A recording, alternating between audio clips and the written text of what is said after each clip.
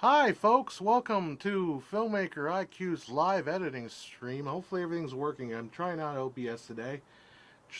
Drop us a line saying hi, how you doing? Hopefully you guys can hear me and it doesn't sound too echoey. It was a little weird trying to set this up, but I just got I think I got it set up. So I've got you guys live here. I can see your comments, and we're going to try doing a little bit of editing today on this new video I just shot and see how it goes. And before we do that, let's just say hi in the chat. Derek, how you doing? So we do see the chat. You guys hear me okay? Is it coming across okay? My live chat over here is a little bit delayed. So I'll kind of go through and show you how it seems to work. Hi Henry, how you doing? My OBS chat's a little bit delayed, so I'm gonna take like an extra minute or so, or second or so. You can hear me? All right, cool. I can just dive right in. Hey Rick, how you doing? Still thinking about some barbecue. Honestly, that was pretty good. All right, let's jump back into this editing here. So here we are. Boom. Hey, you can see my editing stream here. So there we are. This is the video that I shot just about 5 minutes ago. Well, 10 minutes ago. I'm going to let the audio come through the... well, I think I can turn on the microphone. I can turn on the desktop microphone so you can hear what I'm doing. Hi, John Hess from Filmmaker IQ. I don't know if you can hear that. Let's see. I think you can only hear it through the camera microphone. So. Now, most photographers have a vague sense. That's fine. Okay, so this is shot on a C200, and I just shot the. I mean, this just happened to be the camera that was out there, so I just used the C200. I sometimes bounce between the C200 and the C70. But it came out pretty good. I'm pretty happy with it. So I did one take, basically. I mean, it's not all one singular take, but it is about a 13-minute take here. I just hit record, and walk off, and I just go through this. I do use a teleprompter. The teleprompter, you can't really see it, obviously, because I hide it. The teleprompter iPad is on the right-hand side here, on this. Right behind the flag, I have it on a stand. It's hooked up to a cable to a legitimate teleprompter, which is I'm looking at as I go through this. And the prompt software that I use is called Prompt Smart. Texas in the house. So what's this video about? This video is about normal lenses, and it's kind of hot, so you can see me sweating a little bit on there. But we'll kind of go through and start doing a little preliminary editing. We're not going to get everything done today, obviously, because I suspect the stream will be a little bit hard because I'm talking. Oh, where'd my chat go? Dang it. I can't see my chat. There we are. You guys are seeing your chats. I'm not seeing the chat. Dang it. Dang nabbit. Hold on. Let me pull this up here real quick. Sorry about this, guys. Pop it out. Pop it out. Hey, look. There's our viewership going up. Love these types of streams. Hopefully, I'm trying this out. I have no idea how this is going to work. I don't know if it's going to be entertaining to watch. No idea. We're just going to try this out. So the first thing I do with any kind of videos, I like to go through and I'm going to be destructive. I might be doing some things that I shouldn't be doing, but this is how I work for this one. Holding down Alt. I'm just going to get rid of these audio tracks. I really am only interested in this track. Noticing where levels I record at, noticing there's nothing peaking. That's on purpose, obviously, recorded at 16 bits. So what's useful for this is, so you can kind of see I'm in this audio track mode here. And I'll just talk through this. I mean, obviously, I'm not trying to get this. This is not a like full productivity kind of a stream. I'm not going to be able to do this as fast, but I'll kind of explain how I go about doing this and what we do here. All right, so here we go. I like dynamics. Dynamics is useful. And I use a compressor and markup. So the first thing I do is a makeup. And since this is probably averaging around negative 24, maybe I'll make it up by like 16 dB. Maximum and minimum standards, but all of these are less than the diagonal of the sensor standard of 53. Maybe I'll go like 18. So depending. So what I'm looking at here is I'm looking at the red where the peaking is. Which viewing standard you choose and the screen. If I'm doing 18, I think I can get away with it. Will change. With a viewing distance of Another technique that I often show is I learned, and this is really useful for doing these kind of videos, is to go into your amplitude. Where is the sucker? I can't remember where this thing is. It's under. I'm looking for the loudness radar. Where the heck is loudness radar? So I gotta find this. This is great. I'm demonstrating something and I don't even know where I put it. Is it under time and pitch? No, stereo imagery, special. Loudness radar, there it is. Louder. And this will give you a sense of how the loudness is. And the settings for YouTube, I think, is 14 LUFS. So we'll set that to negative 14. that gives us 20 degrees. Go to the radar like 1 minute. With a viewing distance that gives us 20-degree angle of view. So as long as I'm in the green here. 2.5 Hey Rick, it's good meeting you. Description, please list links to the classes you are teaching that are available online. I don't think I'm doing anything online. I think I'm doing them all in person. I'm just doing in-person classes. 40-degree standard. That's why they actually hired me, I think, because I was willing to do in-person classes and the other teacher was not available for in-person. So 18 is probably good. I might go to 20 as a makeup. Let's see how bad. It would be 1.2 times the diagonal of the sensor. The closer you sit and bigger the screen, the Loudness wider radar. a normal lens needs to be. Howdy, right? How you doing? The closer you So sit there and you see me bigger doing the a screen, mistake there. The wider a normal So lens I'm doing needs this to be. for the loudness radar, and I noticed that the audio's in the green. The closer you sit and Yep. bigger the screen, the wider a normal lens needs. So that's where I start with the makeup, is to kind of bring the audio back to level, and then we can add the compressor and looking at like where it hits it without the makeup. I might put a compressor like about 3 or so maybe. So basically, if it hits below negative 20, if it's hitting negative 20, it's gonna tamper down as it goes above 20, and then I'm making it up with 20 dB again. So, well, that might not quite work mathematically, right? So it's got to be like a little lower than that, maybe 24. Let's see what it sounds like. Choose and the screen size. What is a normal lens will change. With a viewing distance. DP, that hey gives us 20 there, degree how you doing? With a viewing distance that gives us 20 degrees. So what I generally do there is I'll because this audio is all on one track, I use this track stuff. I'll link to my classes. Again, I'm only teaching. I'm teaching in person. So you got to come out to Menifee, California, and I will be teaching at the MSJC college there this following fall. So I've never taught live classes, so we'll see how that goes. So yeah, dynamics is the first thing you do. Now this is pretty clean audio. Wide angle lens, which gives us a wider than natural angle of view. Like audio And wise, it sounds really telephoto clean to lens me. gives I don't a think it. narrower than natural angle of view. It's the Goldilocks focal length, just right. But let's zero in on that definition. What does a field of view So that sometimes a parametric equalizer is nice to have on here. So let's going to play around with the parametric appears equalizer. natural to a human observer really mean? Now, for this discussion, I'm going to ignore the biological component and treat the eye as just a point in space. There's a whole rabbit hole to go down in regards to biology. The focal length of the human eye, the curved retina, and all of that. Look up Helmholtz's. Now this is very minor stuff that I'm doing here. I doubt you'll probably be able to hear it on the stream. I'm just boosting the lows a little bit and the highs a little bit. The lows probably, and then I dip down this little notch around 200. It feels like a little boominess. 1867 pincushion chessboard. If you stand really close to this image, I know my voice on camera. A lot of people say they hate the sound of their voice on camera. I'm so familiar with the sound of my voice on camera that it doesn't bother me. And I kind of, all right, I like the sound of my own voice. What can I say? All right, so this was shot with the Canon C200. Again, for something like this, because it is a one-take shot, usually it's good to kind of get a base color going, like a base color session. This is pretty close. This is shot in 709, real basic, nothing, no log or nothing like that. Is the audio only left channel? Sorry, it is. Let's see if I can fix that. It's because the microphone on my camera is only feeding one audio. Can I just pop this onto both channels? Let's see. Maybe I can do that. Video capture.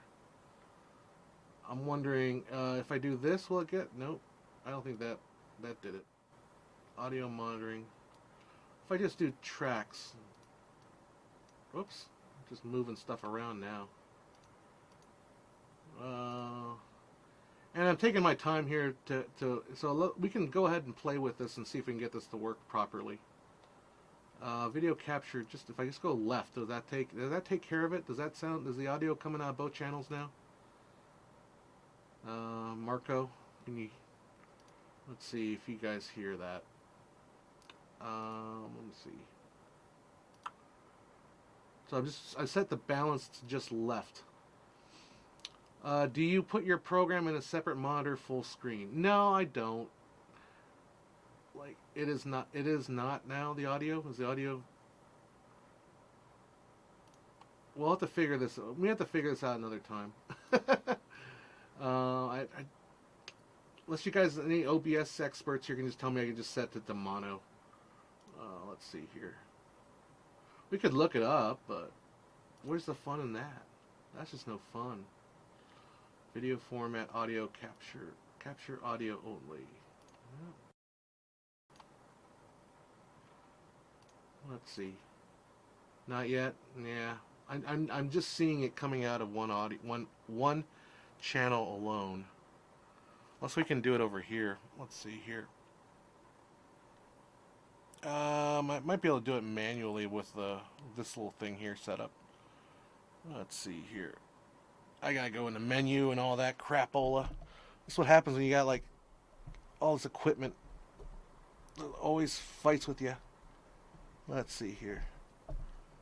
I know we're slowing down the production. Hold on. You can see some more of my office here. That's fun, isn't it? Look at my office. There we go. Menu. Channel 2 input. Let's see if we can just switch that to input 1. Maybe that will do. 1, 2, 3, 4. I think that's it. Let's click back on audio. Okay, that should do it. Alright, so I just switched on the camera to audio, basically taking both audio from channel 1. So that'll fix that. Alright, cool. How many monitors do I use? I have 3. I can show you. If I don't destroy stuff here. So I've got a preview monitor, monitor for editing, and then the second monitor over there. So that's what I'm working with here. I'm old school. I love having a preview monitor. I can't live without a preview monitor, honestly. Oops. Oh, did I close? Oh, I think we still did it. All right, we're still live. We're still good. All right. So let's go ahead and, as like I said, I usually start with a base color. So obviously you're watching me in a very ugly office lighting color. Base color is pretty good on that. So in Premiere, there's a way of doing it where you can actually go to like an underlying color effect, underlying color controls, and I like the Lumetri. I find it very useful. Again, I realize Resolve is the best. I get it, but Lumetri does a lot already. Let's see. I tend to like low contrasty. Like I like a little more shadow detail. You know, maybe bring the highlights down just a tad bit. I mean, this is so minor. That looks pretty good. That the image that I see through this picture. So if I adjust the underlying color, the base color on this window here, the source, it applies that to everything. And then if I make a cut, and I can go back and adjust the source, and that way all the color changes get applied to everything. If you're ever interested in trying a third-party compressor, I highly recommend the free Fire Furcomp. I meant to post that a few minutes ago, but it didn't show up. Oh, cool. I do have on here, I haven't used it a whole lot. I have Isotope in here. I think I'm not sure they have a compressor in this one. But Isotope I find really useful. Well, it's pretty expensive, but it's pretty good. Like some of the noise reduction stuff is really, really good. And luckily, this audio... 1, 2, 3, 4. This audio sounds pretty good. So let's go ahead and start cutting. So I am a very keyboard and mouse guy. So I use my hand always on the keyboard, And I'll show you one of the things I installed is called Knights of the Editing Table, and I have it set to control spacebar, and that pulls up this thing, and I can look up any, like, you know, if I do a dissolve, I can pull up anything I want. So if you're familiar with After Effects' effects console, it's the same thing, but it's not free. So I'm going to right click. Hi, John Hess from FilmmakerIQ.com. Alright, so that's kind of a good place to start. So what I'll do, let's go ahead and bring in the music that I'm going to use. Alright, so this is all under my IQ Bits program. There's a music folder. I mean, I believe it's called, the one I use is called Duda. I forget which one, so I'm just going to, it's from, what's that, Art List. And it's been used, like, it's been used a lot.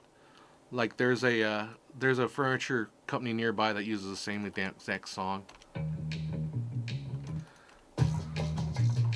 Forget. I think it.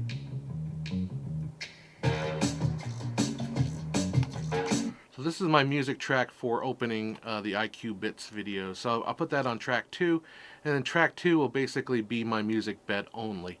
So track 1 is going to be audio for the voice tracks, and then I'm going to keep adding tracks later when I do sound effects, and those will be like 3 and 4. All right. Yeah, isotope is magic. Isotope is love. Isotope is life.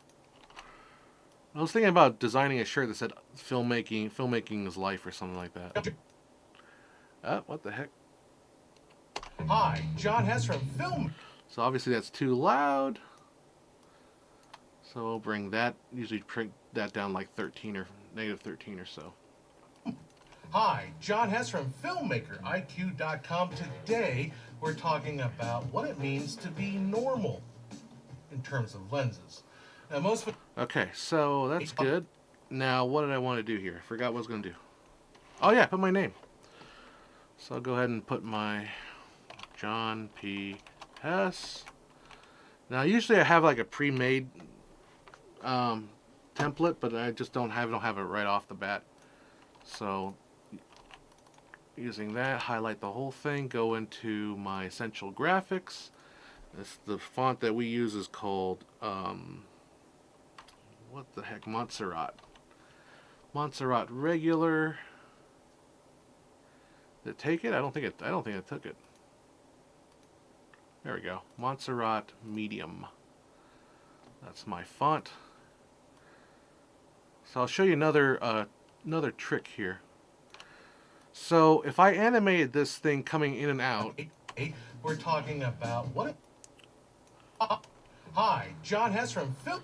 So I just animated this out with effects controls, and if I did it in here with the motion, then you wouldn't get any motion blur, and it would look kind of stilted. So instead we can apply a transform. So I just, this transform like that, and if we use this, Rick H, thanks, I find it too small docked. Oh, is it, which is the actual thing? Yeah. If the, oh, okay, when you're editing, you mean, yeah. Never mind. Okay, so let us go ahead and put a position marker there. Fly it in from the right. Switch it over to easy in. Oops, not easy out, but easy in. Hess from Filmmaker. See how it comes John in. Hess from Filmmaker. But there's no motion blur. So if you use transform, dang it, stop doing that. Okay, we're good. Calm down. Calm down, John. Let me switch this to regular. Nope. Or bold, maybe? Montserrat. Don't tell me I don't have the... I just reinstalled everything on my computer, so I don't have the bold on here. Well, that's going to be an issue. I got to pull that out. And now we got to go find Montserrat bold. I got to install Montserrat bold. Alright, download family. Start, download, open.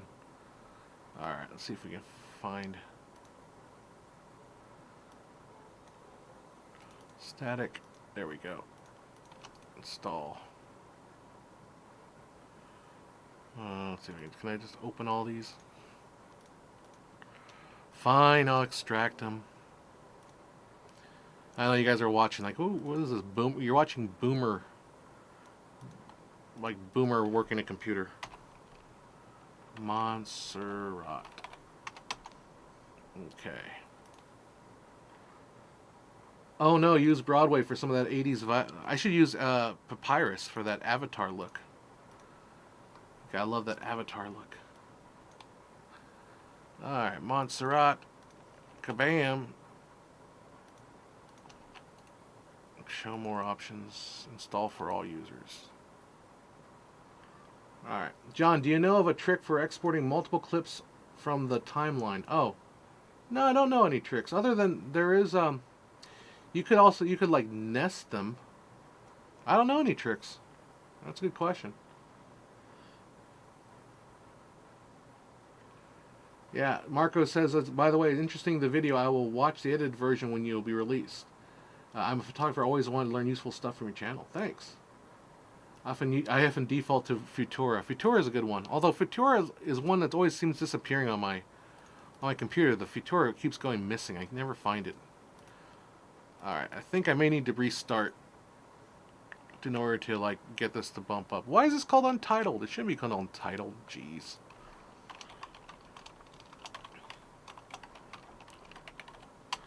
Alright. Close. Let's try this again. You can see my desktop. Ooh, hey, there's me and my that's my my thumbnail work there. Alright. Let's put it back on me. Okay. So yeah, let's get this thing. So I know this is exciting stuff, right? Watching me do stuff on the computer. Alright, here we go. Let's see if we have the proper versions of Montserrat. No, I'm not seeing them on here. That's weird. Where are my Montserrats? There they. No, that's regular. There they are. They're called alternatives. That's not right. That's not right. That ain't right. Like, where's semi-bold? Yeah, I want that one. Install. Thought I installed all these. Install for all users. It's already there. Yeah, yeah. Let's see if I keep going.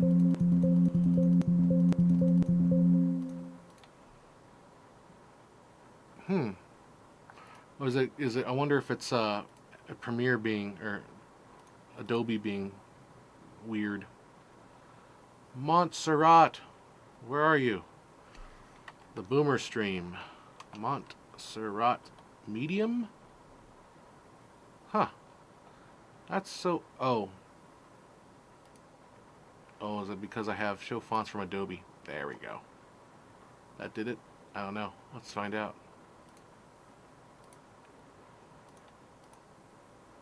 Oh, uncheck that. Oh, Lord. I gotta see if... Montserrat.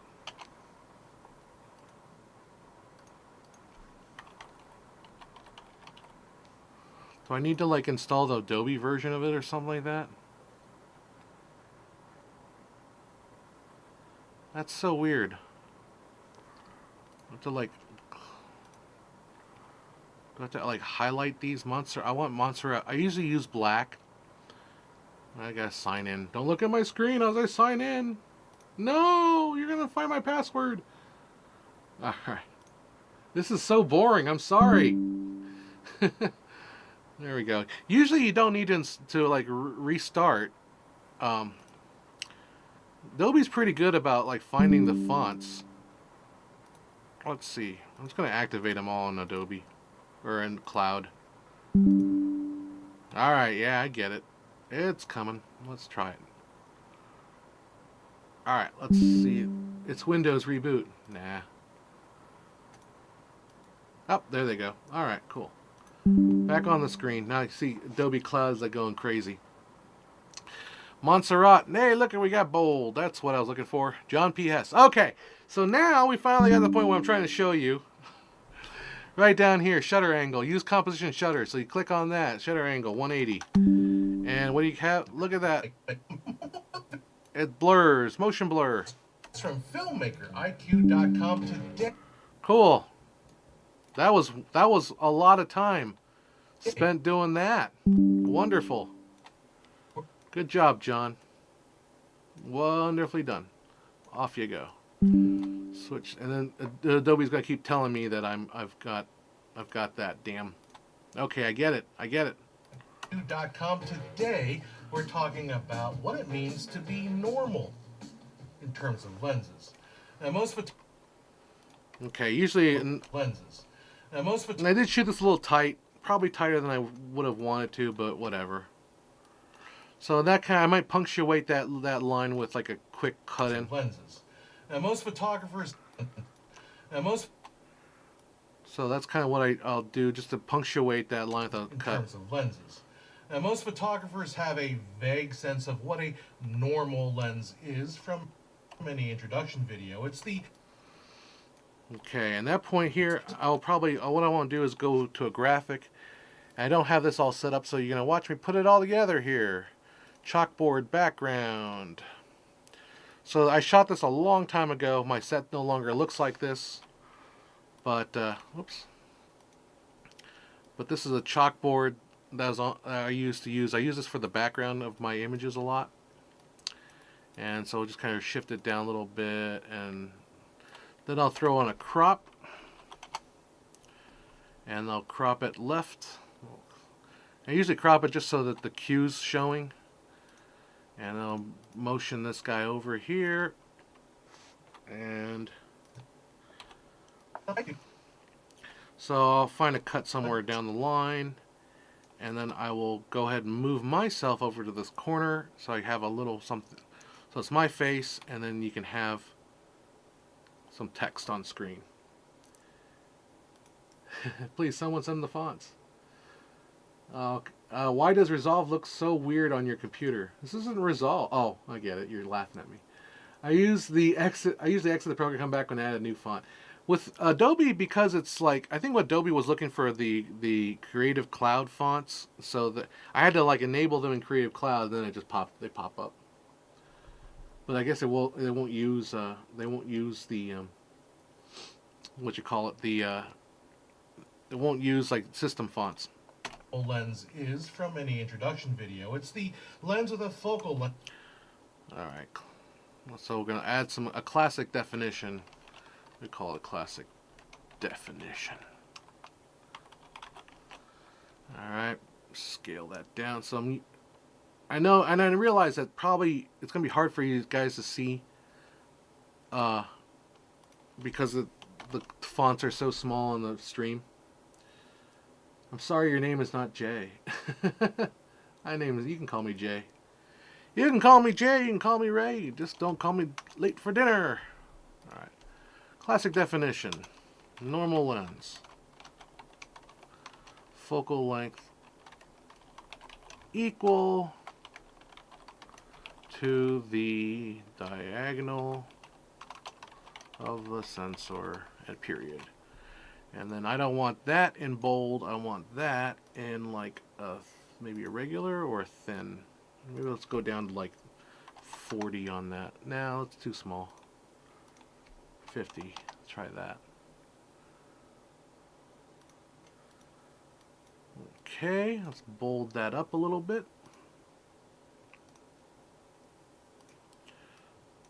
Lens is from any introduction video. It's the lens with a focal length equal to that of the diagonal of the sensor. Now that's not a... Okay, so I want to go back to me at this point, so I can just go ahead and I'm going to use N to move this over, and I have my fingers are on the keyboard at all times, my left hand, so I have S for snap, so I can always snap stuff around. I don't know where this marker came from, so I'm going to delete that. Clear selected marker. Hi there, you have here a fresh new Tunisian editor using K Dentive LOL, I'm broke, whoopsie. Well, you cut with whatever you have. You use the tools that you have at your disposal. That's all I gotta say. If you don't have Premiere, that's fine. You don't need Premiere. I've gotten so fast at Premiere that I can't go into like Resolve because I just don't have the speed. And watch, I'm gonna force Premiere to like die on me, and then you laugh at me, and you see the floating circle of death because I did because something happened. It's the lens with a focal length equal to that of. I'm not particularly loving that the way that looks yet, so maybe like that equal to the diagonal of this. Maybe put sensor on its own line. That's better. It's not great, but that's better, I think. We'll go with that for now. I was communicating with Jay Sensei earlier when I tapped you on your live stream and thought it was him. Oh, you thought I was Jay Sensei. Well, namaste. The diagonal of the sensor. Now that's not a bad rule of thumb. So maybe a couple frames earlier on that cut, like in the middle of the breath rather than like on the edge of it. The sensor. Now that's not there a bad rule of thumb, but it's not quite that simple. The more precise. So here's me being ADD. So maybe like a little tiny push in on that particular line. I find like 10% are always good, but maybe I'll go like a minor, less than 10, like a 5% in. Sensor. Now that's not a bad rule of thumb, but it's not quite that simple. The more precise definition is a. Sometimes that little pop is kind of nice. Would you like me to get you a cup of coffee? Nah, I'm good. Quite that simple. I'm thinking maybe instead of like, I go like 115 and then start at 110. Just so when it. Now that's not a. Just so that when it not does. a bad rule of thumb, but it's not quite that simple. The reason I'm doing that is just so that when I pop back to 100%, it got a little bit. That's not a bad rule of thumb. Am I a little too far up? Yeah, I need to go back a little higher. Now that's not a bad rule of thumb, but it's not quite that simple. The more precise definition is a lens that. All right, so now I want to do another call out card. And so this, I'm holding down Alt to make a copy of that. And then I can go ahead and click on the position motion of that, paste. This definition is a lens that creates. Maybe like that. And go ahead and change that to classic definition to more precise definition. That's kind of cute.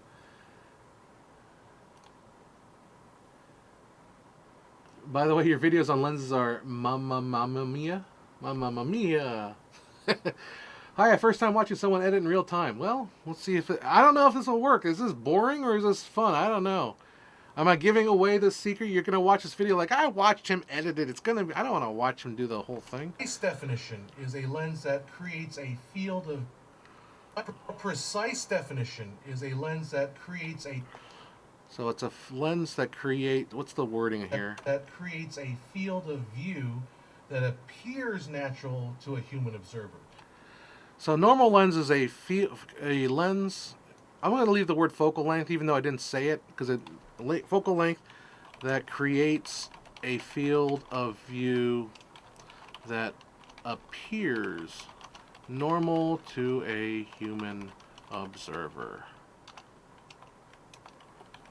Now I'm not going to edit the whole thing because like it's going to take a long time, and sooner or later I'm going to go home and go eat dinner and all that crap. But we'll keep going. That creates a field of view that appears natural to a human observer.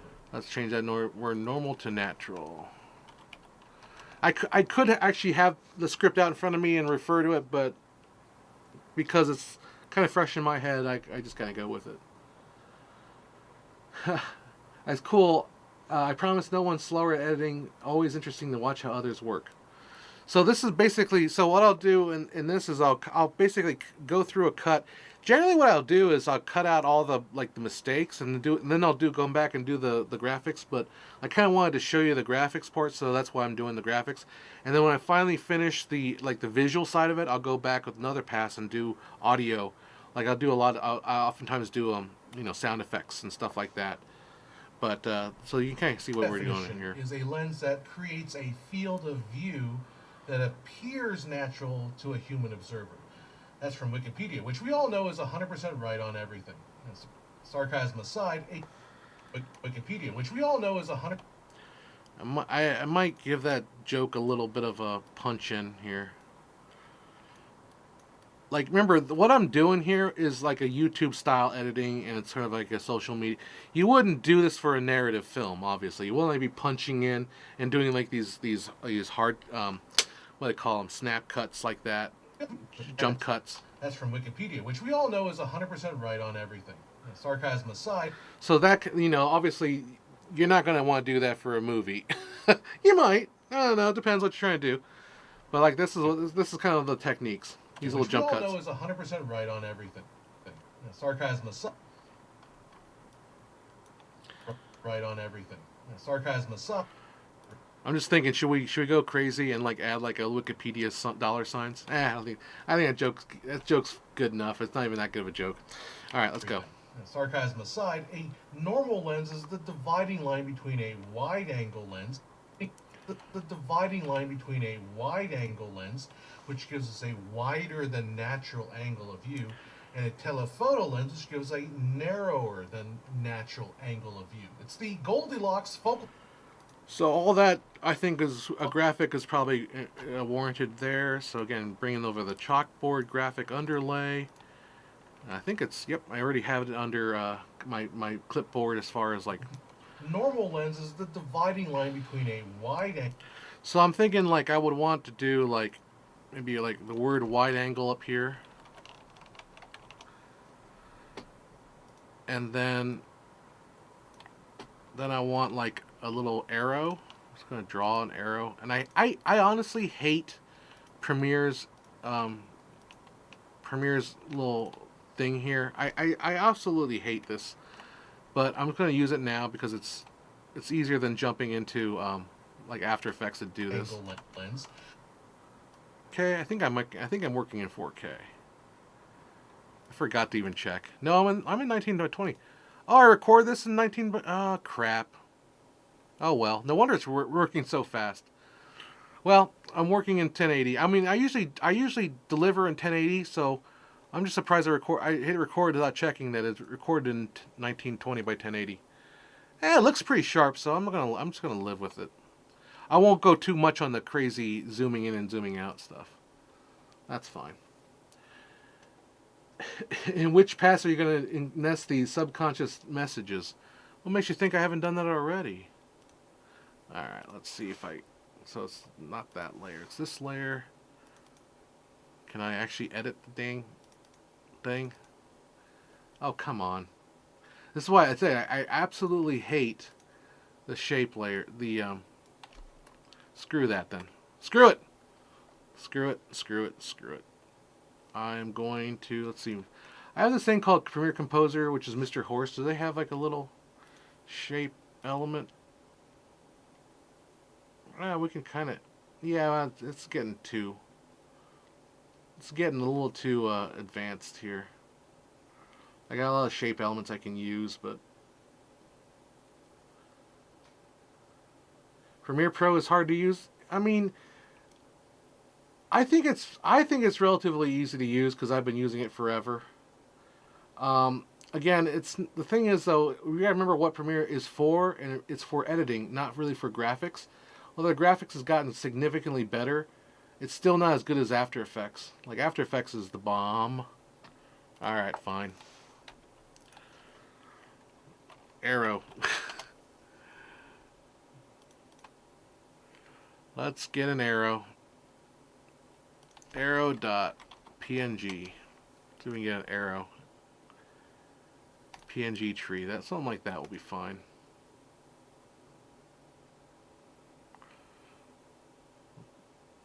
Can I just download it? Yada, yada, yada. Oh my god, I have a virus. Can I get rid of this damn thing? Alright, this site sucks. Officially. PNG. Let's just. This is the like the ultimate annoying thing. It's like I just want a freaking arrow. I could just spend the time and actually just draw one properly.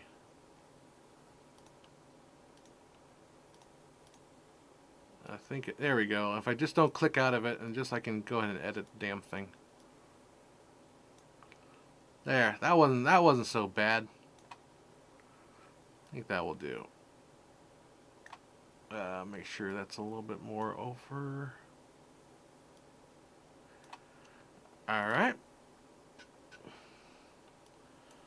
And I'll animate this a little bit here in a second.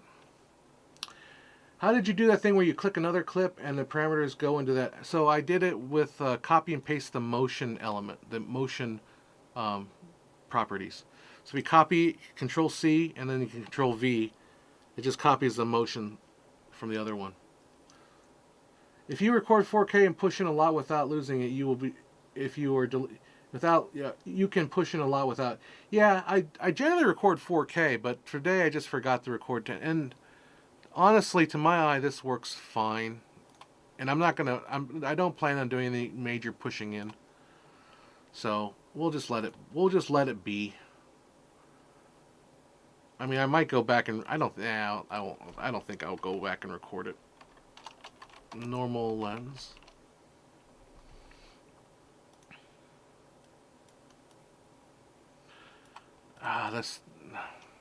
This thing is pissing me off. It's not quite looking right.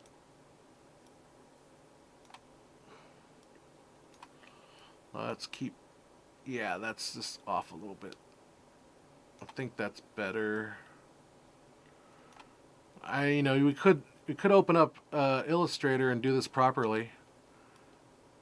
Maybe give a little bit of a chevron look to it. That look all right? Yeah, that's looking better. When I first started using Premiere, I was all over the place, but after about a week, I was able to get the hang of it. I think Premiere, if you're coming from Final Cut, it's very similar. That's my opinion, at least. That's my opinion. I'm sticking to it. I think it might behoove us to change colors on this, like a lighter blue. Go with same blue, and then duplicate that.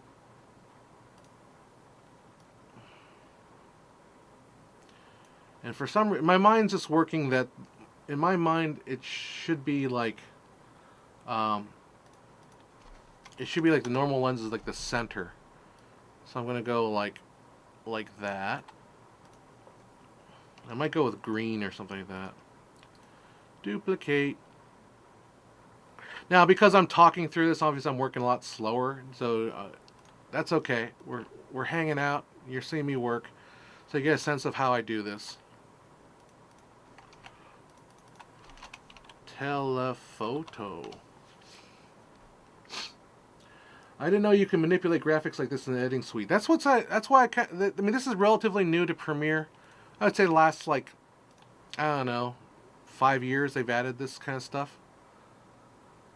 So it allows you to kind of do simpler stuff in terms of in graphics rather than jumping always to After Effects, which I always did. I can do some of this. I mean, it's not the same quality as After Effects. You're not going to get a lot of motion blur and stuff like that. What's the longest thing I've edited? I think 63 minutes, like a documentary. Somewhere in that area. I have a laptop with 4 GB. What editing app can I use that's easier? Premiere, I think, again, I say Premiere is easier because I'm used to it.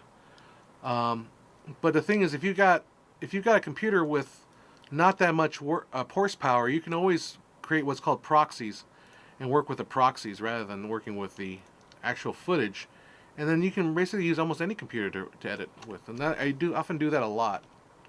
Oops. It's not liking me. Let's see, right about there. So I think we can put some animation to this too. Normal lens is the dividing line between a wide-angle lens, which gives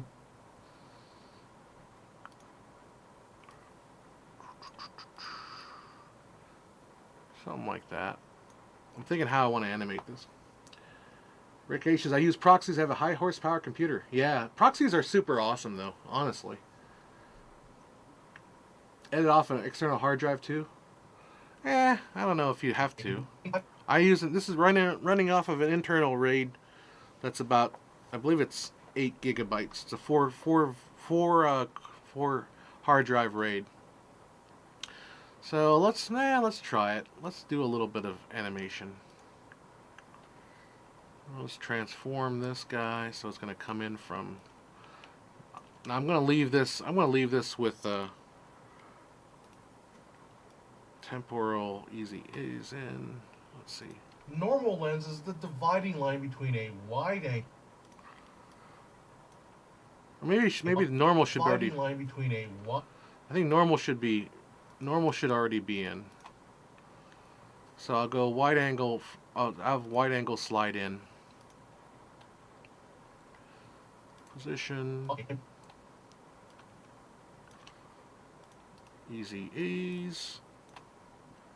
Line between a wide angle.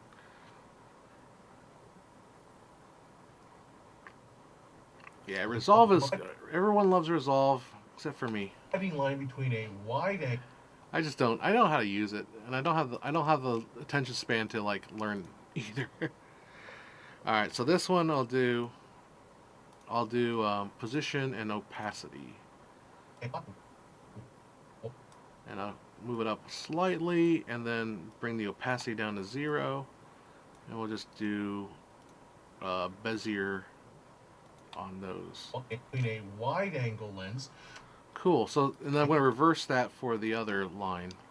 Angle lens, which gives us a wider than natural angle of view, and then telephoto will come in here.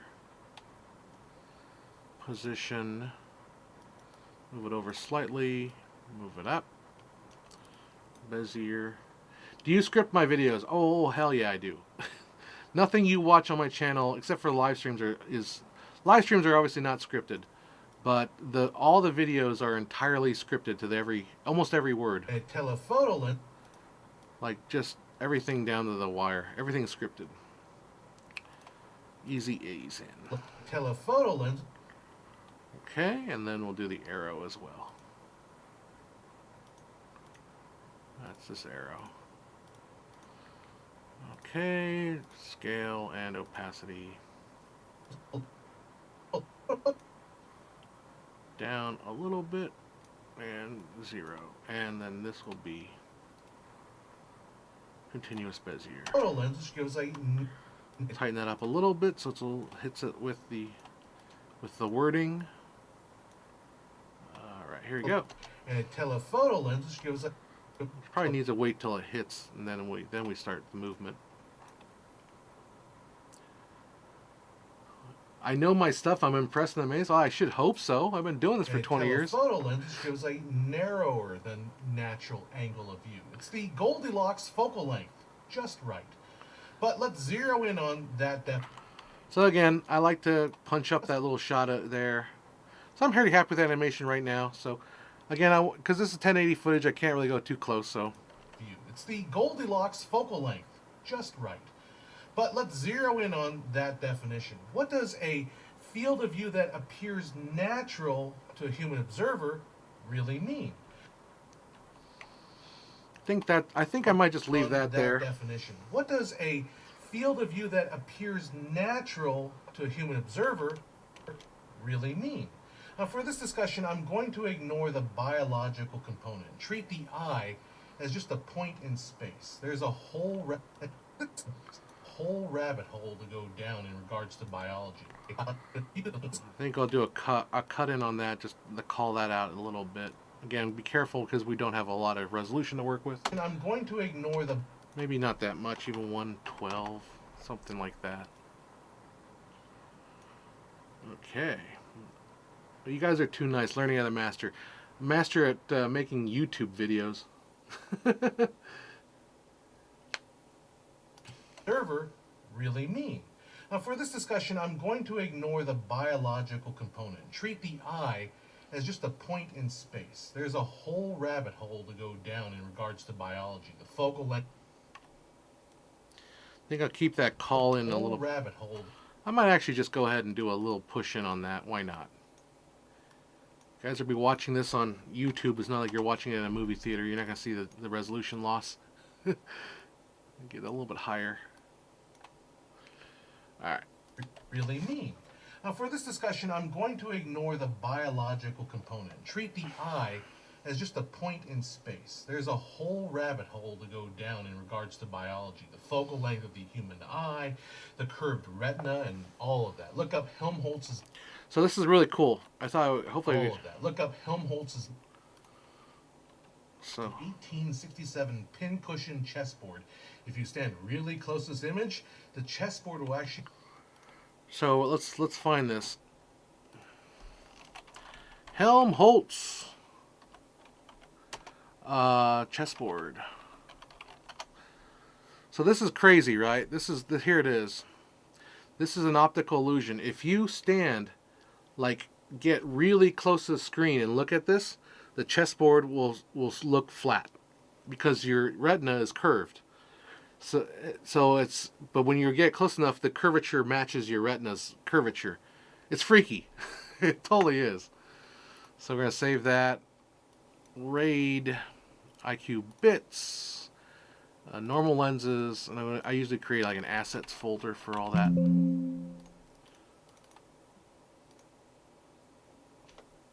Okay. And where's Helmholtz's chessboard?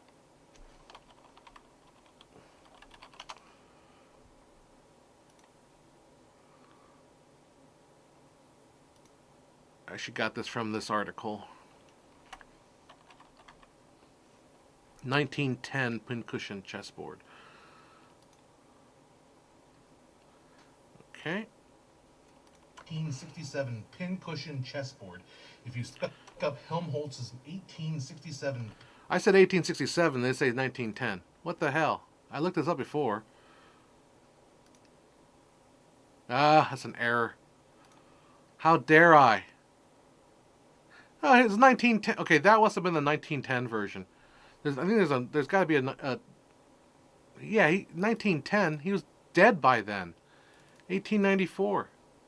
This is like, so this gets me into the whole situation of how to do like research online. Is look at that. If I would have gone with Helmholtz's 1910 pincushion, he's dead by 1894. So I must have gotten that information somewhere else. All right, now I gotta look this up. Now we got damn freaking rabbit hole. Helmholtz's chessboard. Let's see if we can find some more information on this thing. Helmholtz's chessboard for the APA. We can at least trust the APA a little bit more here, right? See chessboard illusion. Hermann L. Helmholtz.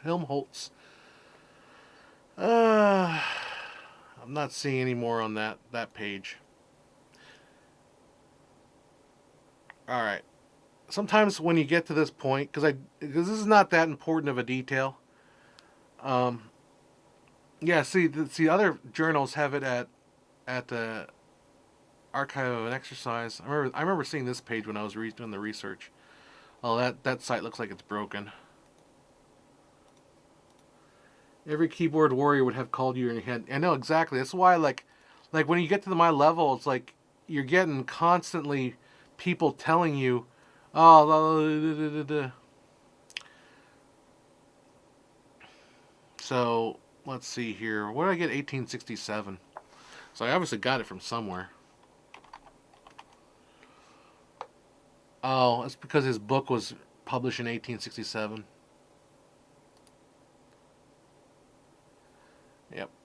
So his optics book was published in 1867, so that's where I probably got it from. So I'm not sure where I got that number from, so what we'll just do is I'll put a little note in there. Retina and all of that. Look up Helmholtz's.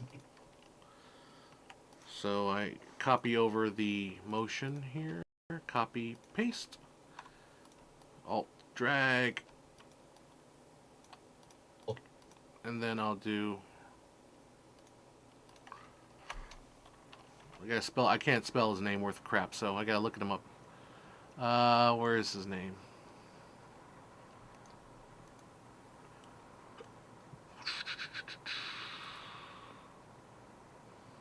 Hermann von Helmholtz. And then that will be white. And that will be medium font. We'll make it 50. Make it even smaller, 40 or something like that. There's a wiki on Moody Blues song, and it says the other band played a younger version of Moody Blues in the video, and then that band's wiki says specifically that they didn't. Yeah, I know. You mentioned something about wiki previously in the video. Yeah, so I can kind of always say whatever. Alright, Helmholtz. Actually, I'll go with a light on this one.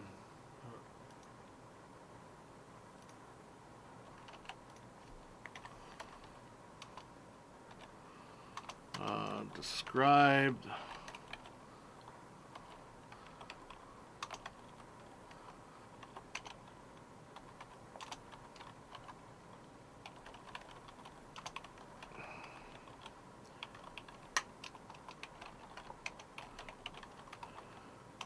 I believe that's correct. So I said Hermann von Helmholtz described the phenomenon in 1867, but the pincushion graphic is from 1910. There, satisfied? From file, RAID IQ bits. Normal lenses assets, there you are.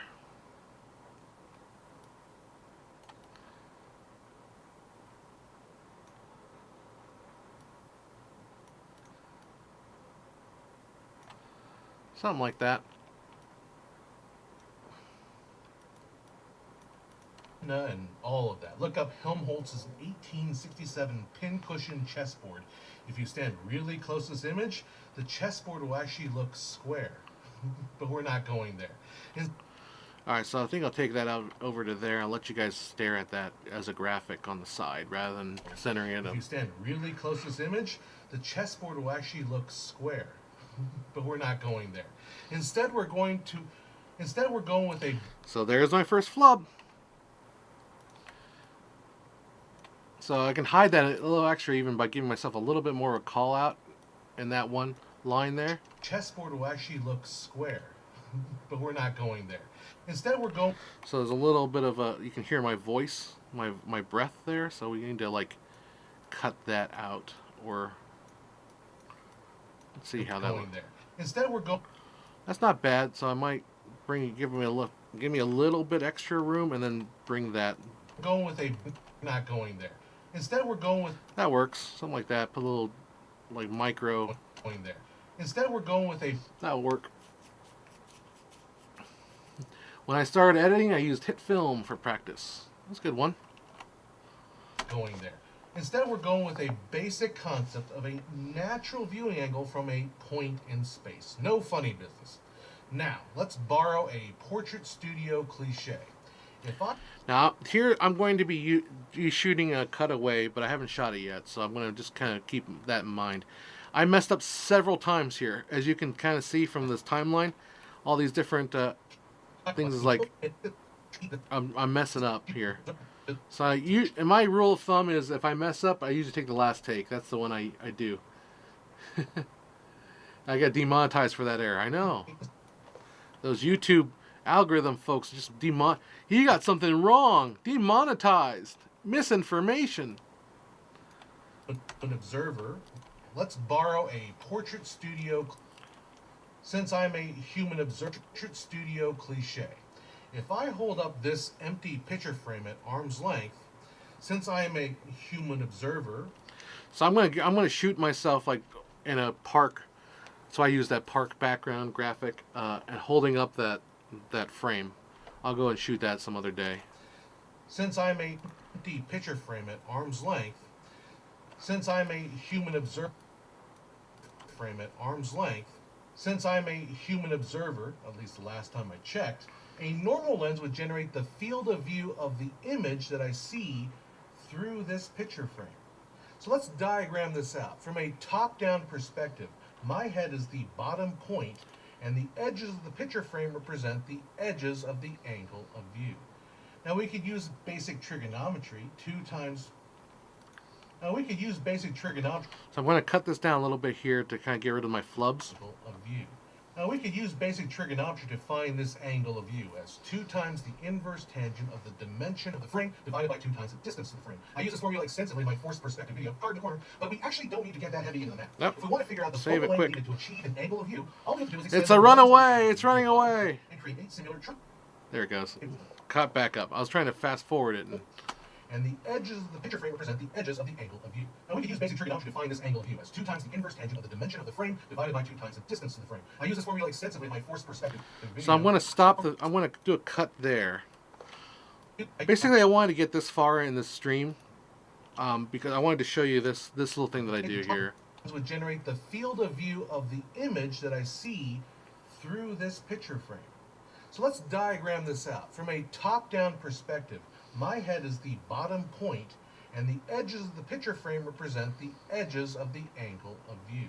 Now we could use basic trigonometry to find this angle of view as 2 times the inverse tangent of the dimension of the frame divided by 2 times the distance to the frame. Okay, so I want these 2 clips to be animated now. So I'll just go ahead and for the sake of this, I'll bring over the chalkboard effect.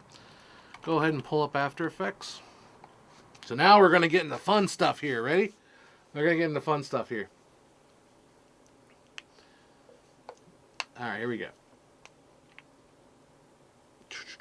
After Effects is loading.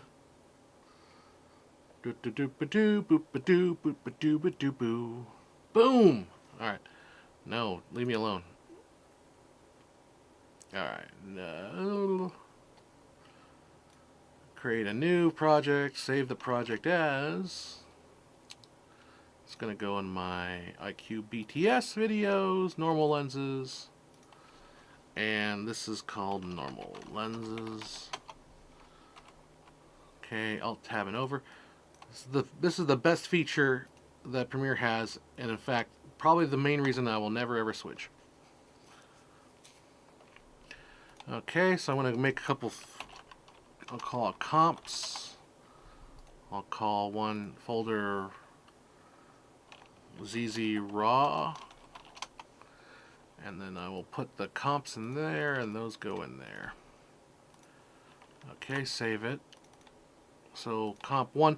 Now, I usually just leave all these numbered. I mean, there's obviously, if I was working on a bigger project and the bigger scope, then I would actually not have, I would label these better. But this is a relatively short project, so it's not gonna, we're not gonna need that. Do we have, so it's got a mask on it, just delete the mask. Okay, bring it over. So generally I want this a little bit darker, so I'm just going to put curves on it and just make it dim. Alright, so I brought everything into After Effects so I can actually see and hear what I'm doing. The voiceover is already in the bottom there. Now it's super quiet.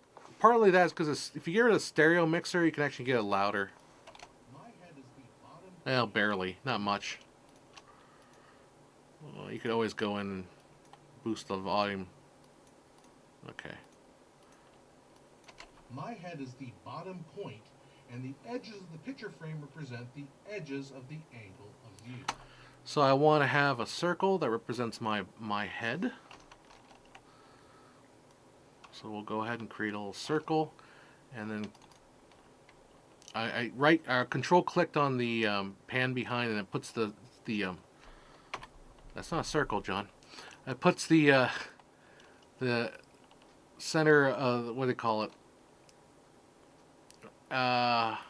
What the frick is it called? Anchor point. Thank you. The anchor point right there in the center of the shot. And I think red's fine. Let's go with red, but with no stroke. Where's my... There it is. No stroke on that, but red. Am I still streaming? Make sure I'm still streaming here. Yep, I'm still good. I'm still gone. I'm still on. The people still watching. Alright, cool. Alright, so I have this thing called animation, or no, where... All my windows are messed around. Dang it. Oh, no, here it is. Animation Composer. Okay. So I love Animation Composer. It does make animating this stuff a lot easier. And I have some presets that I've already liked. I like the pop in and out. I want like the boop. There it is. Overshoot.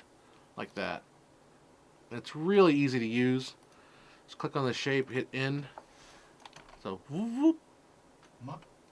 My head is the bottom. My head is the bottom point. And let's put the words my head. No, you guys, it's not dirty. Medium white.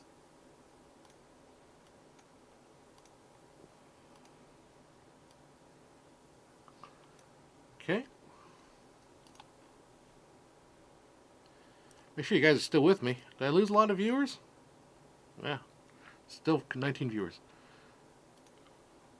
Unless you guys are completely raptured by my voice. It got real quiet here. My head is the... So I like the typewriter effect on that. Typewriter. Hit U to get the all the range selectors. Oh, there's some comments. Here till the end. Yeah. Just got quiet. You guys are watching me doing some After Effects, huh? My head is the bottom. So I need to be quicker on that. My head is the bottom. I think maybe we would do something like that. Get this up a little bit higher. That's still not fast enough, I think. My head is the bottom point. That's about right. Let's go ahead and center that paragraph so we can kind of line these up a little bit better. Is it mesmerizing? Hope so.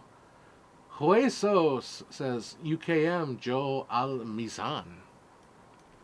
My head is the bottom point, and the edges of the picture. So now I need edges of the picture, so maybe I'll just do some squares here. Like represent a rectangle. But I'll make these like blue. Because I just see these as blue.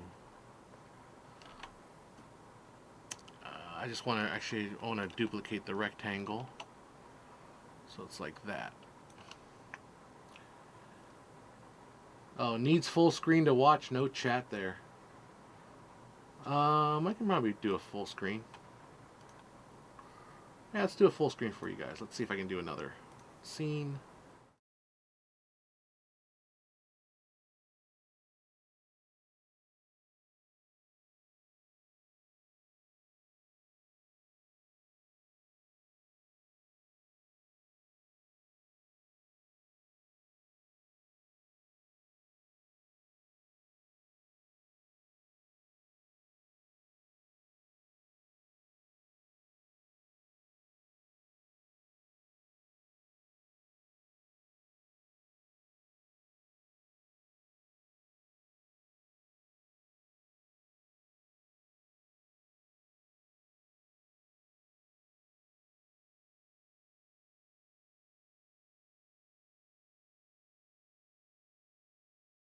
No audio. There we go. Should audio be back now?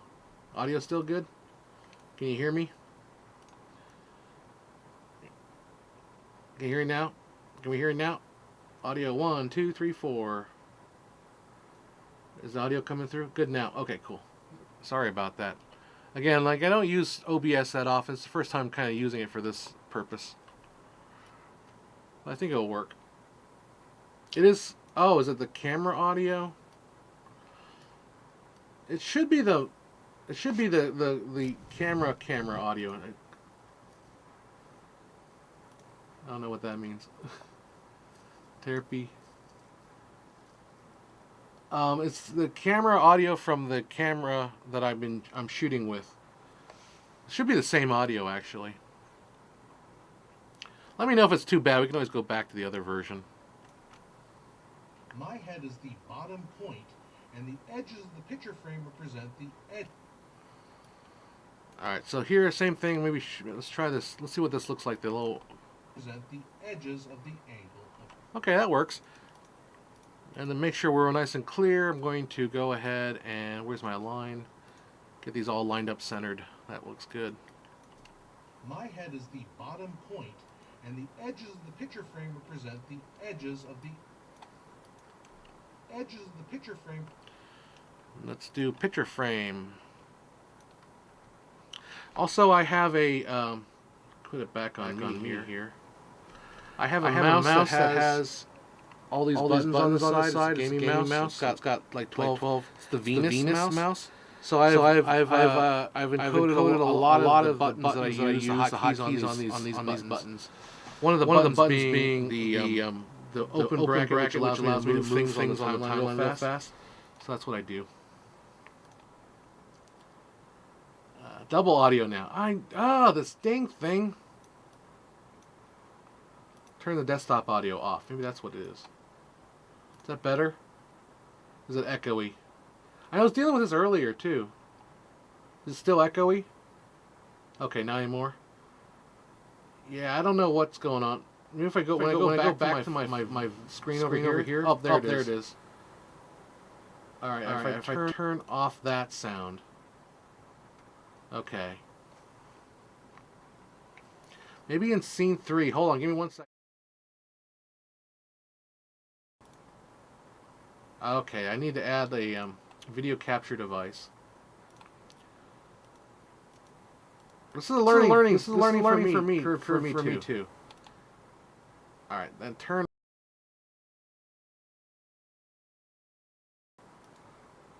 Nope, I need that audio.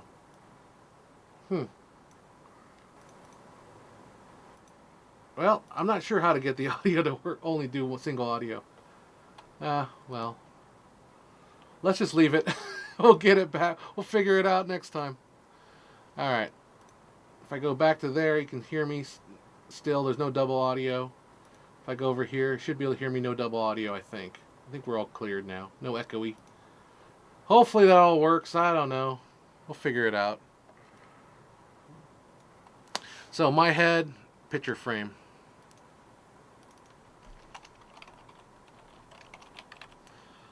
Okay. So, my head is the bottom point, and the edges of the picture frame represent the edges of the angle of view. Now we could use basic trigger. My head is the bottom point, and the edges of the picture frame represent. So now I want to create 2 lines going out to represent the angle of view. So go ahead and make a new, make sure nothing's clicked. So like that. Okay, and then, oops, we'll have my head written. There we go. This I'll have a stroke on it. This might actually go below everything. Stroke might be too thick. And then for this, let's go ahead and move the anchor point down to this corner here. And then on the contents, we can shape, stroke. Let's go dashes. So we got some dashes. I think that will look good there. Okay, and then duplicate that and rotate that. Oh, come on, I thought I moved the dang anchor point. I want the anchor point right there in the center. Now we can just rotate that around. Good. Alright. And then in order to get the animation on those, got to go into. I'm trying to remember how to do this. This is where are you? I think we need to do grow paths or offset paths maybe. I believe it's trim paths. That's the one. Trim paths. So we start end at 0, keyframe that, and then go to 100. I should just I should duplicate it now. Let's go ahead and move that down to here. I love you. Gotta go. Thanks. Talk to you later. See you later. AZ Pratt Film. All right. And duplicate, rotate. Boom. And now I'm going to go ahead and I'm going to kind of using Shift or Alt open bracket to kind of create so you can see. That's a pretty good. Represent the edges of the angle. Frame represent the edges. Cool. That's kind of what I want to do. And then let's draw a little. I'm going to create another. Oh, excuse me. Another line right there, and I'm going to go into my convert edge tool, and I'm whoops. Well, I just wanted a line. I didn't want it to be full like that. Let's try that again. Just like that. And then convert vertex tool. There we go. Just want it kind of like that. Bring that down to like 8. Holding down Alt, click on the fill to get rid of the fill. And same thing there. So once that comes out, I want that line to animate on. Stroke, add, trim paths. Starting there, I want the stroke to where are you? Trim paths. There you are. End. Bring the end over here a little bit, and this down to 0. Edges of the angle. Present the edges. Yep. Getting there. Present the edges of the. And then I want the word angle of view. So picture frame, I'm going to just duplicate that, bring it down here, and then start this up here, and change that lettering to angle of view. Pixar is getting jealous. I don't think they're getting too jealous of this. Present the edges of the angle of view. Now we could use basic trigonometry to find this angle of view. So I think now what I'll do is I'm almost tempted to put the angle of view inside here. I just gotta make it a little bit smaller. I think that'll work. Picture frame represent the edges of the angle of view. Now or actually undo, and do it this way. Angle of view, like that. That'll work better. Of the angle of view. Nope. Should we do it? Should we do it? All right, let's do it. Let's go ahead and make this a little bit fancier by adding. Let's see if it actually takes it. If I just add a little line to this. You guys in geometry know what I'm doing. You know what I'm doing. Punk. Oh, does it actually animate with the yep, good enough. Frame represent the edges of the angle of view. Now we could use basic trigonometry to find this angle of view as so now I want to type in the formula because that will look good. Now what I'll do here is I'll go ahead and create a new null object, and then I'll parent that null object to that. I'll go ahead and call it the angle AOV, angle of view, drawing.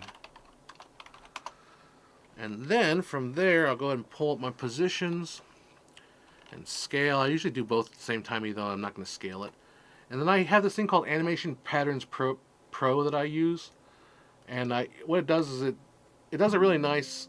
So it adds this kind of like controller that controls everything. It only does it once. Um, yeah, much easier using After Effects. I use Blender to do my FX. Yeah, Blender is difficult. We talked about that. But so I can click on that.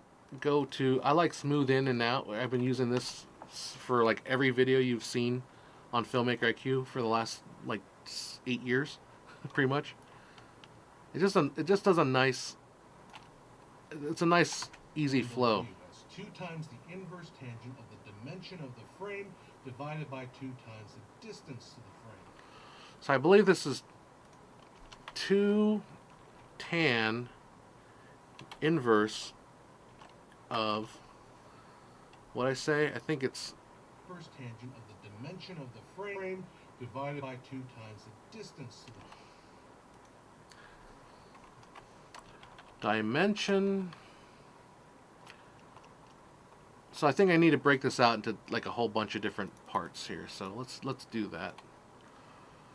So I'm gonna need to raise that up a little bit and make it smaller. Okay, and I can just drag this whole thing out. 2 times the inverse of, open parentheses,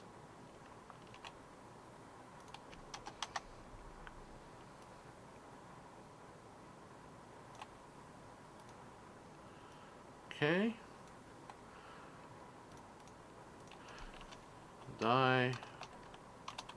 dimension of frame,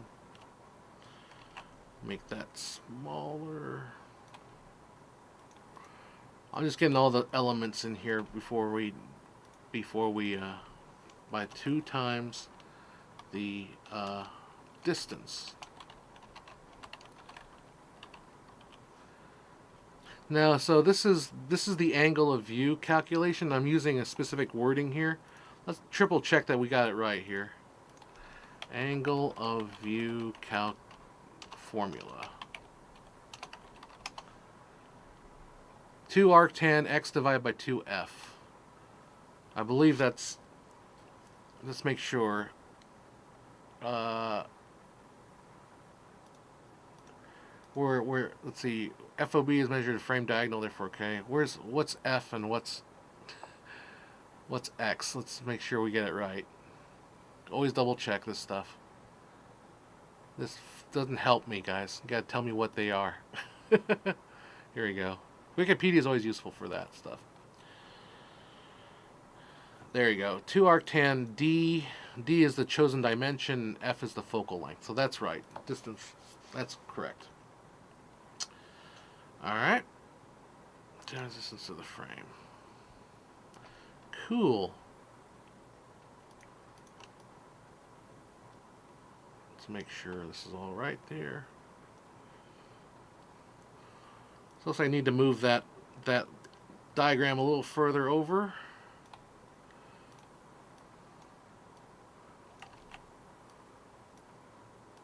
What's this one? Oh, we can hide that.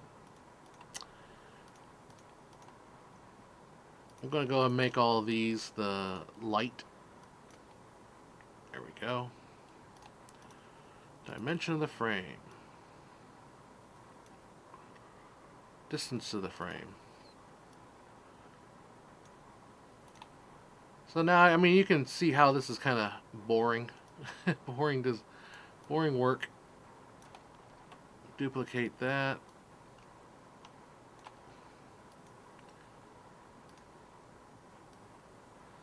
Switch it over to there.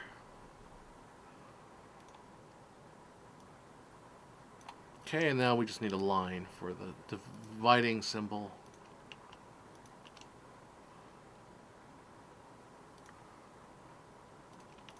Let's see, maybe we can go with like an extra light. There, that looks more appropriate. Okay. I could probably make this even bigger. Whoa, too big. Sometimes There we go. Okay. Now let's go ahead and make a null object and attach these guys to the null object so I'm not moving them individually. And call this one formula. And that. Look at this. Oh, forgot that line.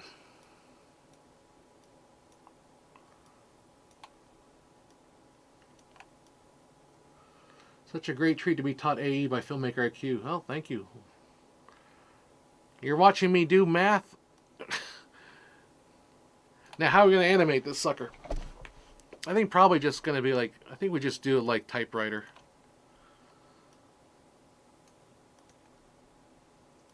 I think typewriter is going to be fine. 2tan typewriter.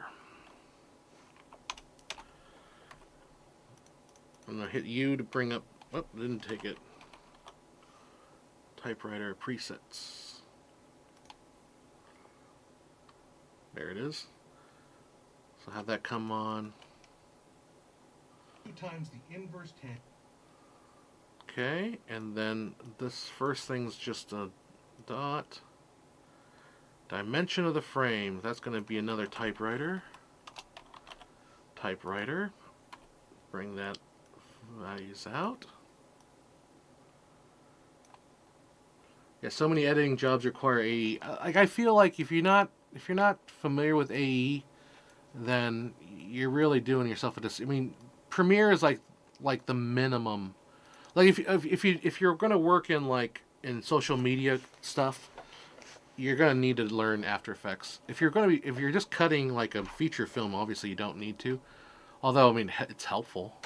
Tangent of the dimension. Oh, I did it on the wrong one. Dang it. Alright, never mind. Delete that. Delete that. Dimension of the frame. Typewriter. And then hit the U button. Go ahead and make that faster. Tangent of the dimension of the frame. Dimension of the frame, then we'll do this. Do a trim paths on this guy. Add trim paths. End.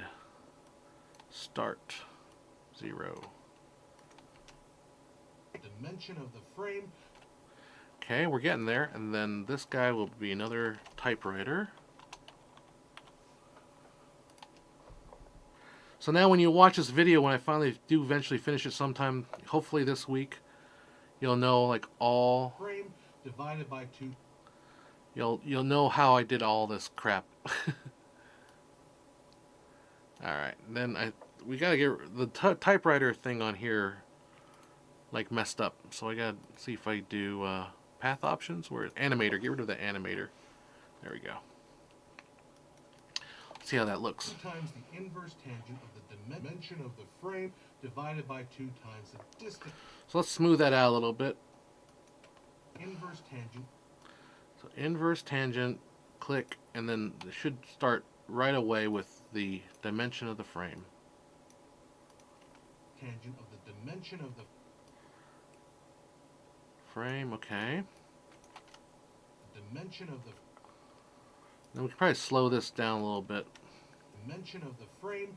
And then this needs to pick up a little bit quicker so that's like all one motion.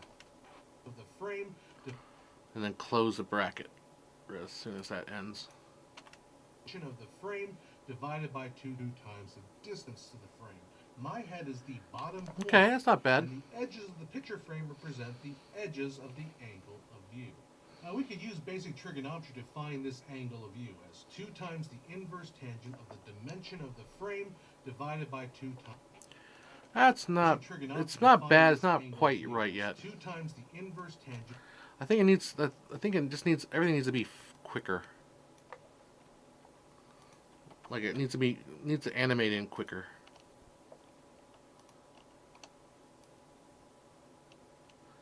Oops, something happened there. There we go.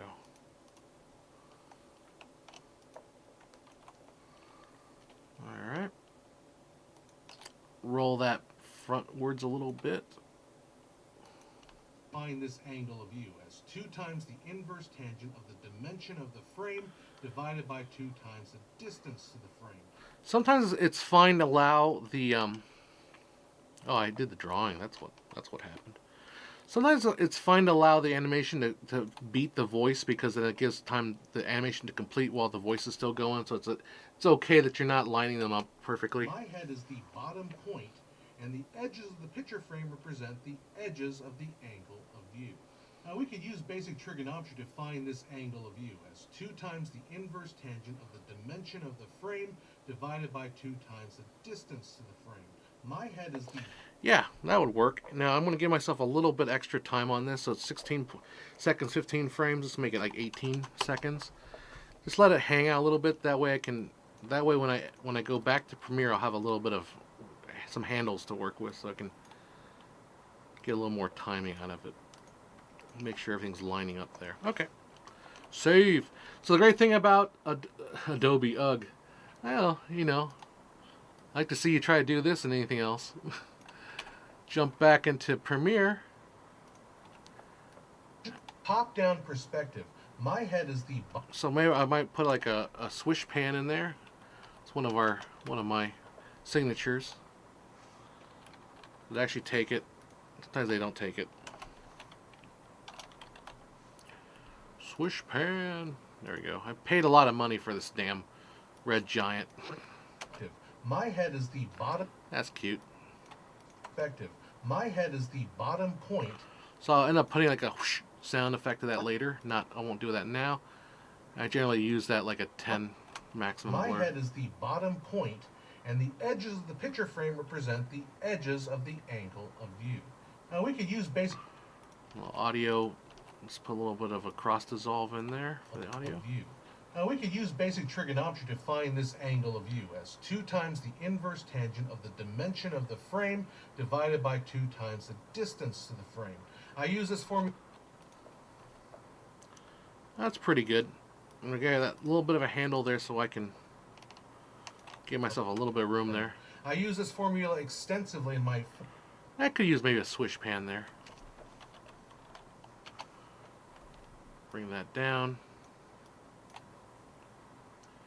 Maximum blur to 10.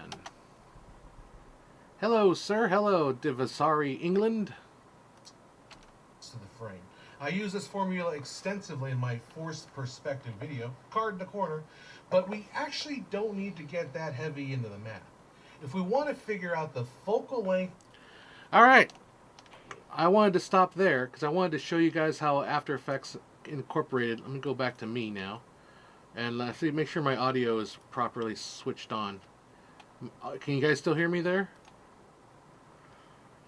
Does that work out okay?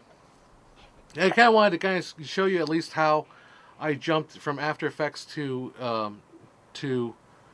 Premiere and back and forth. So that's what I do. Cool. Yeah, you guys are hearing me still. So that's the technique going back and forth between After Effects and Premiere. I'm going to keep going at this, although it is about 7:30 my time here. So I will be probably going home here in a little bit. But I did get, well, the whole video I think is going to be about, I think it's going to be under 10 minutes. It's not a very long video.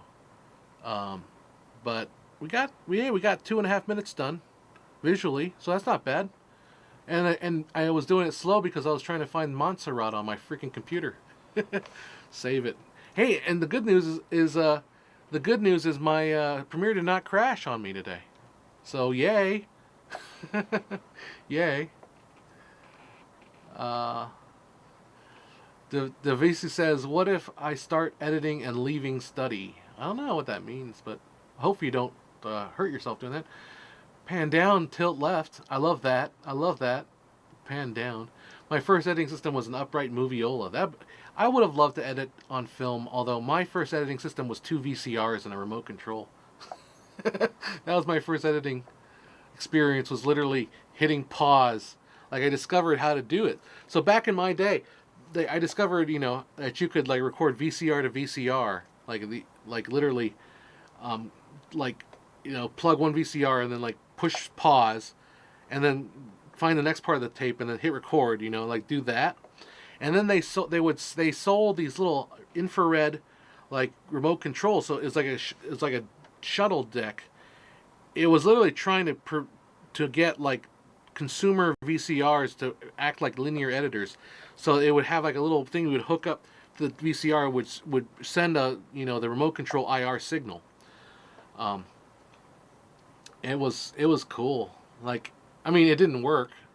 It really didn't work well at all. But it was cool. Rigel says, I used the Steinbeck machine that the dailies for Titanic were edited on. Nice. And nice. Rick H says, back in my day, the editor was 2 stone tablets and a chisel. I ain't that right. That's right, yeah. Back in the Stone Age when we had to edit stuff with a what the hell? I don't want to save it to cloud. Save my computer. Yeah, I don't. Like Adobe Cloud's trying to push you to save everything to the cloud. And I don't want to do that. I don't want to do that. How long have I been on? I think I started about 5:30. Have I been streaming for 2 hours? Holy moly. Time goes by when you're editing. Yeah, I think we've been on for almost 2 hours now. Any upcoming editors you're into?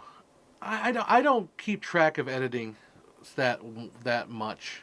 Like, I don't know who's who necessarily. I know my directors more than I know my editors. We got 25 concurrent viewers. Cool. Good stuff. Good stuff. Yeah, I think we started about 5:50. Now it's 7:20. So yeah, it's been a good stream. Can I have a better choice in editing after leaving my study? So, Devi, the thing is, when, all jobs come down to basically who you know in this business, unfortunately. So your best bet is to get yourself known as much as possible. Like, if you want jobs working in the industry, you basically have to find people in the industry and ask them, hey, can I help you out? Can I work for you? You don't have to pay me now, but like, I want to get my feet wet. And then you kind of go through and then prove yourself over time. That's just the kind of the reality of things. It's like no one cares, quite literally no one cares what degree you have. Like, nobody does. In fact, that's the God's honest truth is, like, your degree in filmmaking means jack. Like, the only reason you're in filmmaking school is to learn the basics and then also develop your friend group and then, as you're a student, to go out there and try to, like, impress your teachers, and the teachers have industry connections, and they're always looking for new people. That's the only reason why you're in film school. You're not in film school to learn anything about filmmaking. If you're in film school, like, you can obviously learn filmmaking by watching my videos, by watching, any of the other guys' online videos. There's so much stuff on YouTube on how to actually make film. Film school's only purpose really is for networking. So, I mean, it's also forced study, so they force you to watch my videos. But can I suggest an application to edit on Android? No, unfortunately. I don't like editing on a phone at all. Like, at all. Rigel 7 was already used. My grad ceremony is Thursday, and think John's right. Haha. Yeah. I mean, look, like, I was working at a real estate company. This is back in the 2008 like real estate boom. If you guys if you guys weren't alive back then or not conscious back then, basically, if you watch the movie The Big Short and you see like how there's a scene in there where it's like a bunch of jocks are making money hand over fist, but they're stupid. They're like the stupidest people, but they're so like, bruh, dude, you gotta like get your real estate license, and man, bruh, you're gonna freaking be good. That's really how it was in 2007. People were making so much money in real estate. It was stupid. It was like stupid. People, and then they all thought they were smart. It's kind of like, I guess, not to get too political, but it's kind of like how right now with the cryptocurrency. Like, I feel like everybody was just like, bro, man, you got to get into crypto, man. You got to get into crypto, yo. It's like, I predict Bitcoin's going to hit like 2 million, man. By the end of the month, it's going to be 2 million. And then what happens? Like, it just implodes. It so implodes so badly. Well, anyhow, 2008, I was working at a real estate company because the real estate guys had so much money they could afford a propaganda wing in their office, and I was part of the propaganda wing, and I would basically, and I'm not ashamed to say this, I would produce propaganda for the real estate company, and they were really pushing hardcore the idea of greening, like greenifying the area where I worked. And the area where I worked was very largely industrial, so the whole green stuff was kind of like, this is not what's happening usually around here. I mean, it's a good, obviously being green is not a bad thing, but like they were pushing it so hard, it was ridiculous.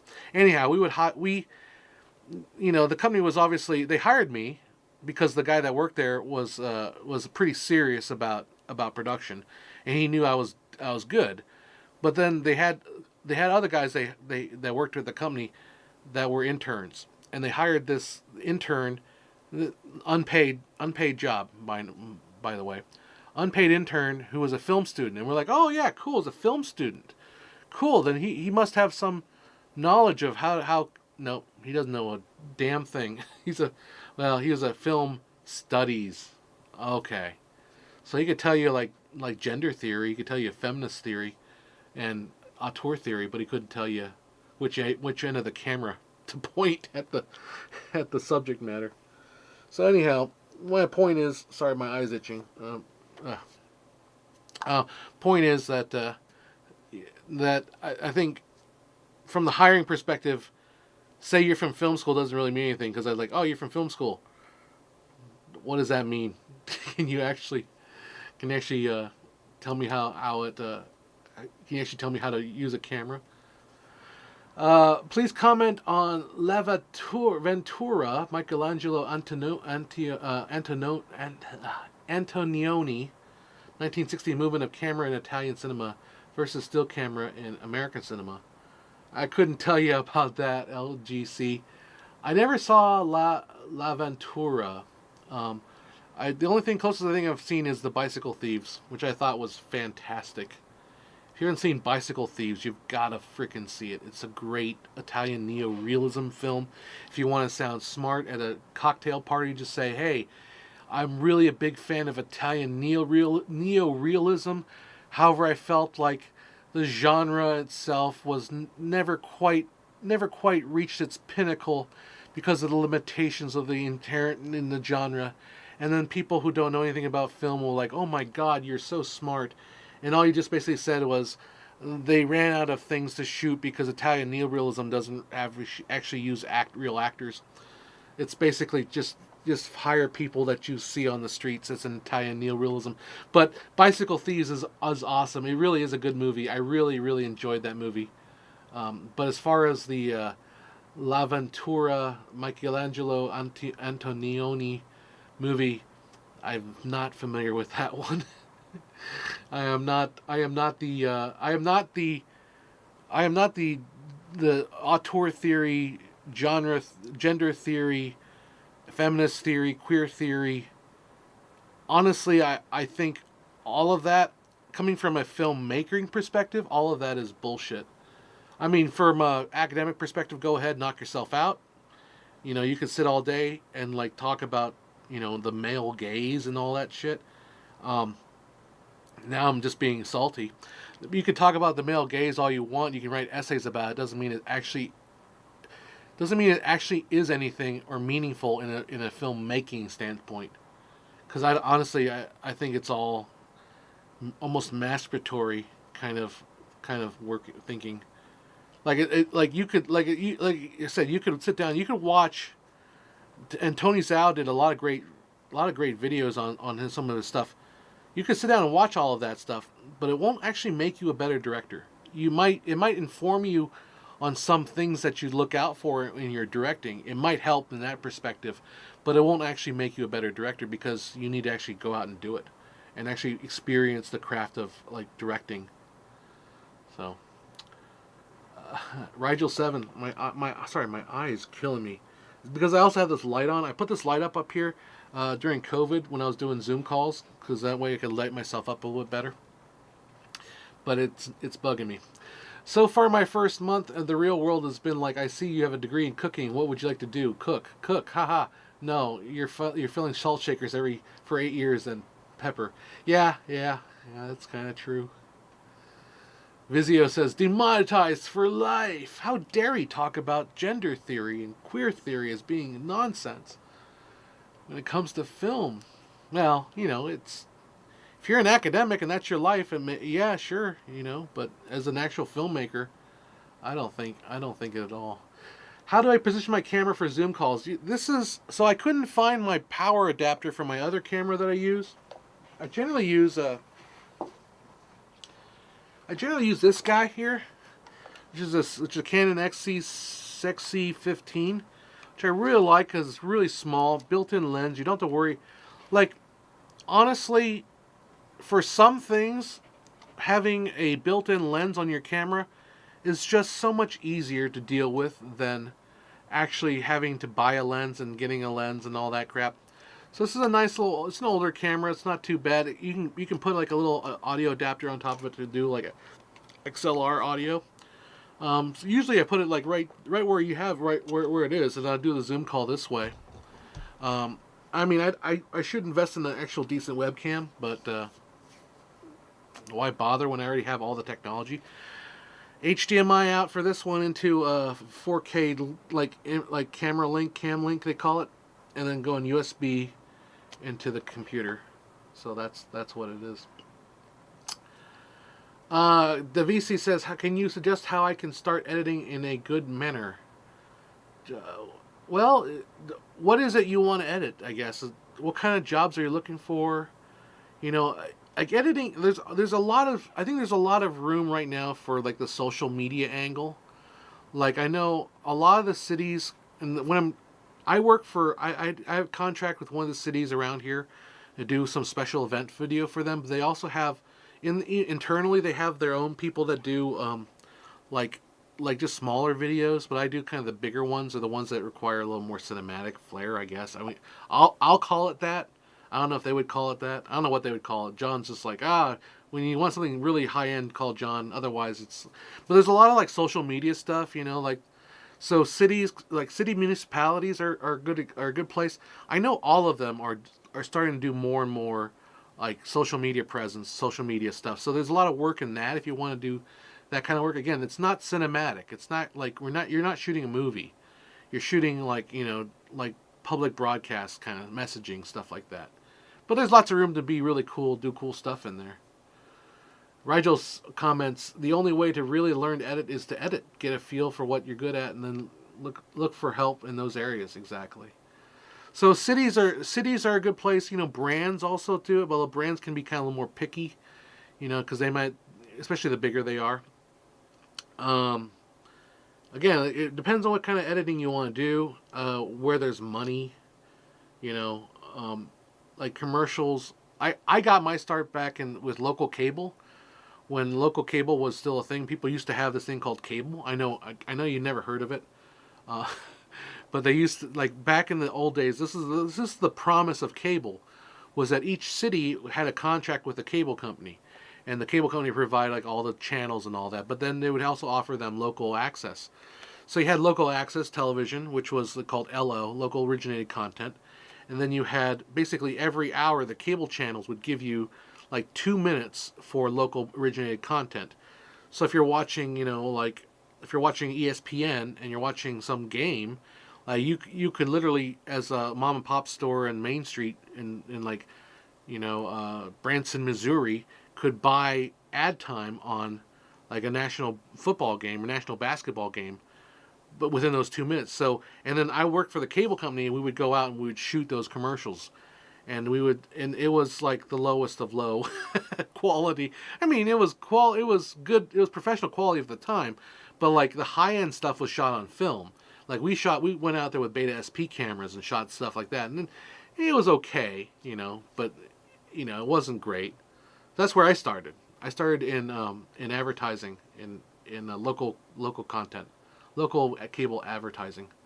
Of course, now cable access channel bad yoga classes. Oh, I did a commercial for a yoga studio. That was fun.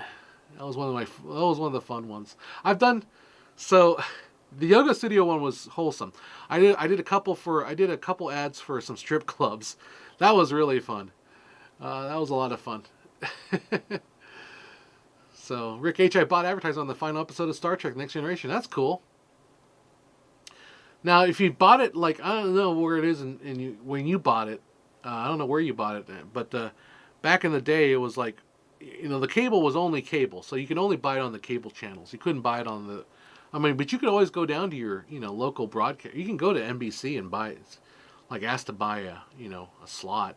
I believe the actual affiliates do have like local stuff too. So what's for dinner tonight? That's a good question. I might go get Taco Tuesday. I haven't done Taco Tuesday in a while. And there's a taco place nearby that's $5, and they get like 3 tacos, beans, and rice. And I might get that and buy 2 of them, buy one for my mom too. OTA from the local station, says Rick. Cool, OTA. Over the air broadcasting. That's cool. Yeah. So like I did some work for the company that created the hula hoop. I don't think I'm talking out of turn by saying that. Because the lady who's the widow of the guy that invented Whammo. So we did like a little mini documentary. I still haven't quite finished that yet. I don't know what the status of that is yet. Stabilized before or after Lumitri? Before. Always before. But anyhow, so what they would do, and when they first started the Whammo, and the hula hoop wasn't a thing yet, because like who would have thought hula hoop, right? They actually went down to the local news stations. This is back in the 50s, like 53, 54. They go to the news stations and they would go on to the shows, like the clown shows. I don't know, like I'm not old enough for the clown shows. But like back in the 50s, like they had Bozo the Clown and like Harpo the Clown, all these clown shows. That's where Krusty the Clown comes from, right? Krusty the Clown is basically a takeoff on the children's after-school clown shows. So they would go on these shows like, hey, we got this brand new toy. It's a hula hoop. Check it out. And they would go to the news stories and they would try to push the hula hoop through the news. And back in those days, like, because it was 50s, like, they're like, okay, well, we need something to talk about that's kind of fun, and hula hoop's kind of sexy because you got these girls like gyrating, so it's a way to sell sex in a way. So they just put them on air, and so the hula hoop became a major fad in the 50s. I want to say 55. Became super popular because they pushed it really hard through like advertising, and everybody bought into it. And the funny thing about that story, so everyone thinks, oh wow, hula hoop was so amazing. They must have made so much money. They kind of did. They made a lot of money, but then because the demand was so big, they ended up having to order a bunch of hula hoops. And then everybody started copying them. Because how hard is it to make a hula hoop? You just it's a circle. It's a ring. It's not necessarily like patented. Like I can make my own ring. I don't necessarily need to like steal your patent. I mean, the patent's on some other materials and stuff like that. But you can make a hula hoop. Anybody can make a hula hoop, and everyone did. So like the hula hoop became a huge fad, and like literally after the kids went back to school, it just died, and so the company was stuck with like hundreds of thousands of hula hoops, just in warehouses. Like, oh man, we're effed. So that's the thing. The hula hoop story. Anyhow, hula squares never took off. No, they did not. So the whole story of the documentary we were trying to make was like, okay, well the hula hoop crashed, but the thing is, what the hula hoop did was it started putting the company's name into the zeitgeist. Whammo, Whammo was named after a slingshot that was the first thing that they made. And so they started pushing other products, like the Frisbee which was actually introduced before the hula hoop. I forget, slip and slide, all those things, the Super Ball, all that stuff came out of basically Whammo. Basically kind of just having those connections from the hula hoop. LGC Isaac says in the documentary film How to Stay Unnoticed with a Camera or Film Camera and Get Images and Scenes Without People Looking at the Camera at this all the time. I think honestly it's a little easier than you think. If you just be quiet, maybe because I'm in California and like everyone's just kind of trained not to look at the camera, but like I've discovered that after, like I've shot some weddings, like I think I shot a wedding not that long ago, and I just started like after 5 minutes, people just ignored the camera. So if you want to do like if you want to do a bunch of documentary stuff, uh, you can be kind of. It's not too hard to. It depends. Like obviously, if they know you're there and they know you're documenting, they will eventually just like ignore you. That's just my experience. Jack Alexander says use longer lenses, and that's one way to do it. If you want to be incognito and you don't want them to actually know they're being filmed, yeah, longer lenses would work. But like in a lot of things that I've done, like wedding stuff, it's like they don't really care after a while. Stay longer with the people, you say, in documentary. I mean, again, I don't know like what kind of documentary are you shooting there. What kind of documentary? Is it a sexy doc? No, never mind. I'm just getting crazy. Vizio says, I can't believe Pet Rocks were a thing. That was not one of their products, thank goodness. Although this guy had a pretty crazy sense of humor. Like, so back when Laugh-In became popular, like he tried to market a series of like styrofoam rocks called Rocket to Me. Like, instead of socket to me, it's rocket to me. So it's like you could buy this rock that had like the Laugh-In logo on it, like rocket to me. I never met the guy that created, because he died obviously before we made this. Started working with his widow, who's a super nice lady. I haven't talked to her.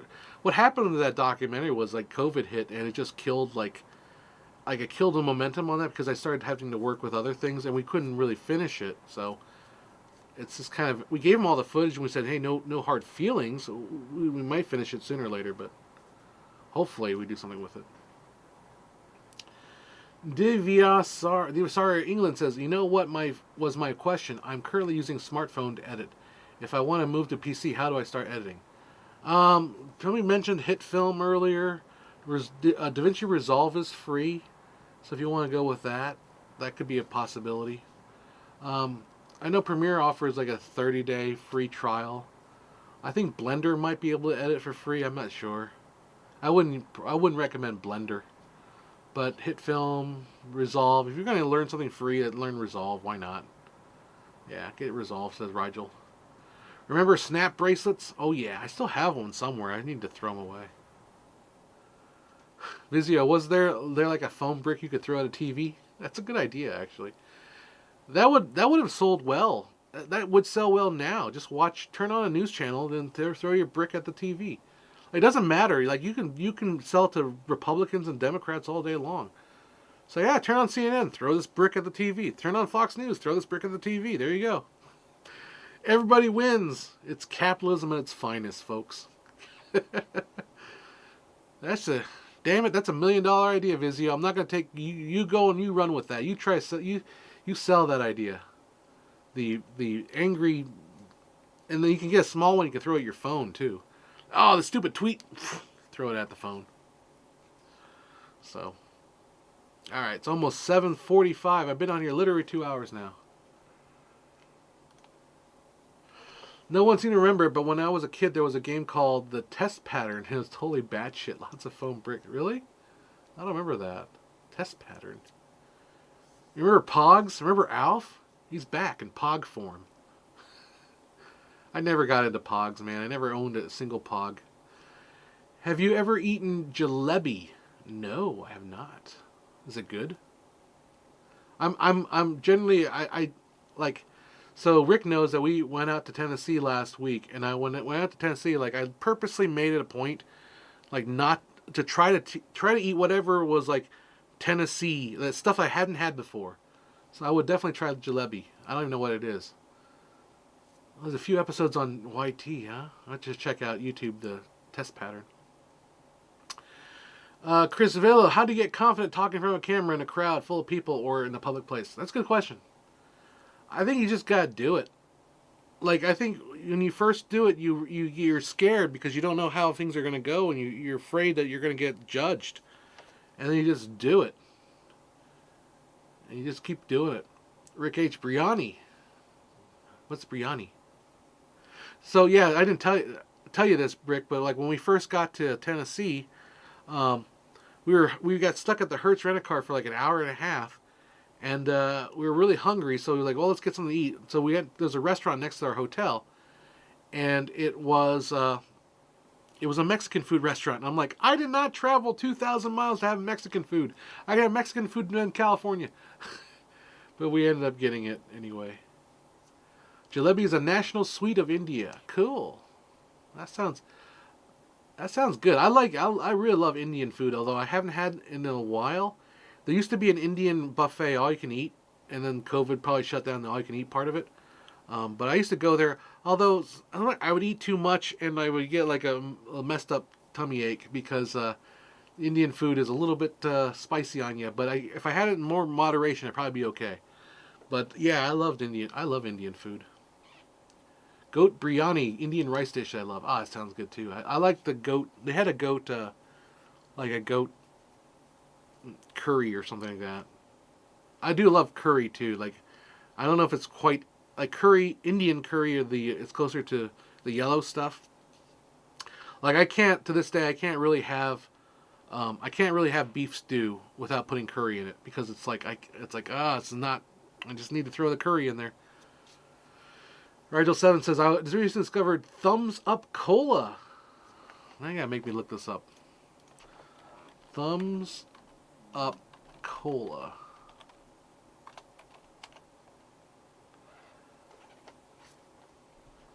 Thumbs Up Cola. Indian soft drink. Okay. Interesting. Oh, so by the way, the guy used to come on my stream a lot and tell me to watch RRR. I watched a little bit of it. Like, it wasn't my thing, but I recognized the quality of the production. Like, I think I was just not in the mood for that movie, but I watched, like, at least 30 minutes of it, and I thought, like, it's pretty damn good as far as, like, the absolute batshit insane stuff they were doing in that movie. But it just felt kind of long, and I was, like, tired, and I moved on and watched something else after that. So, oh, Carl, you can watch this later if you want. You don't have to watch it now. I mean, it loses the live aspect of it if you watch it later. Your homework can wait, right? You can even ask me the homework question. We can do it. So, RRR, I would recommend if you want to watch something. It's on Netflix. If you want to watch like crazy, it's not Bollywood because it's I think Northern Hindi. Like it's a little more Pakistan area, I think. But RRR was pretty entertaining. I mean, what I saw of it so far was really entertaining. I should probably go back and watch the rest of it. Because it looked pretty entertaining. It was pretty well done. It was very well done. Very well done. I watched the last season of Barry, which I thought was excellent. Barry, like if you haven't watched Barry, what's his face? Dang it, what's the name of it? Barry's. It's on HBO. Dang it. What's his gang's name? Bill Hader.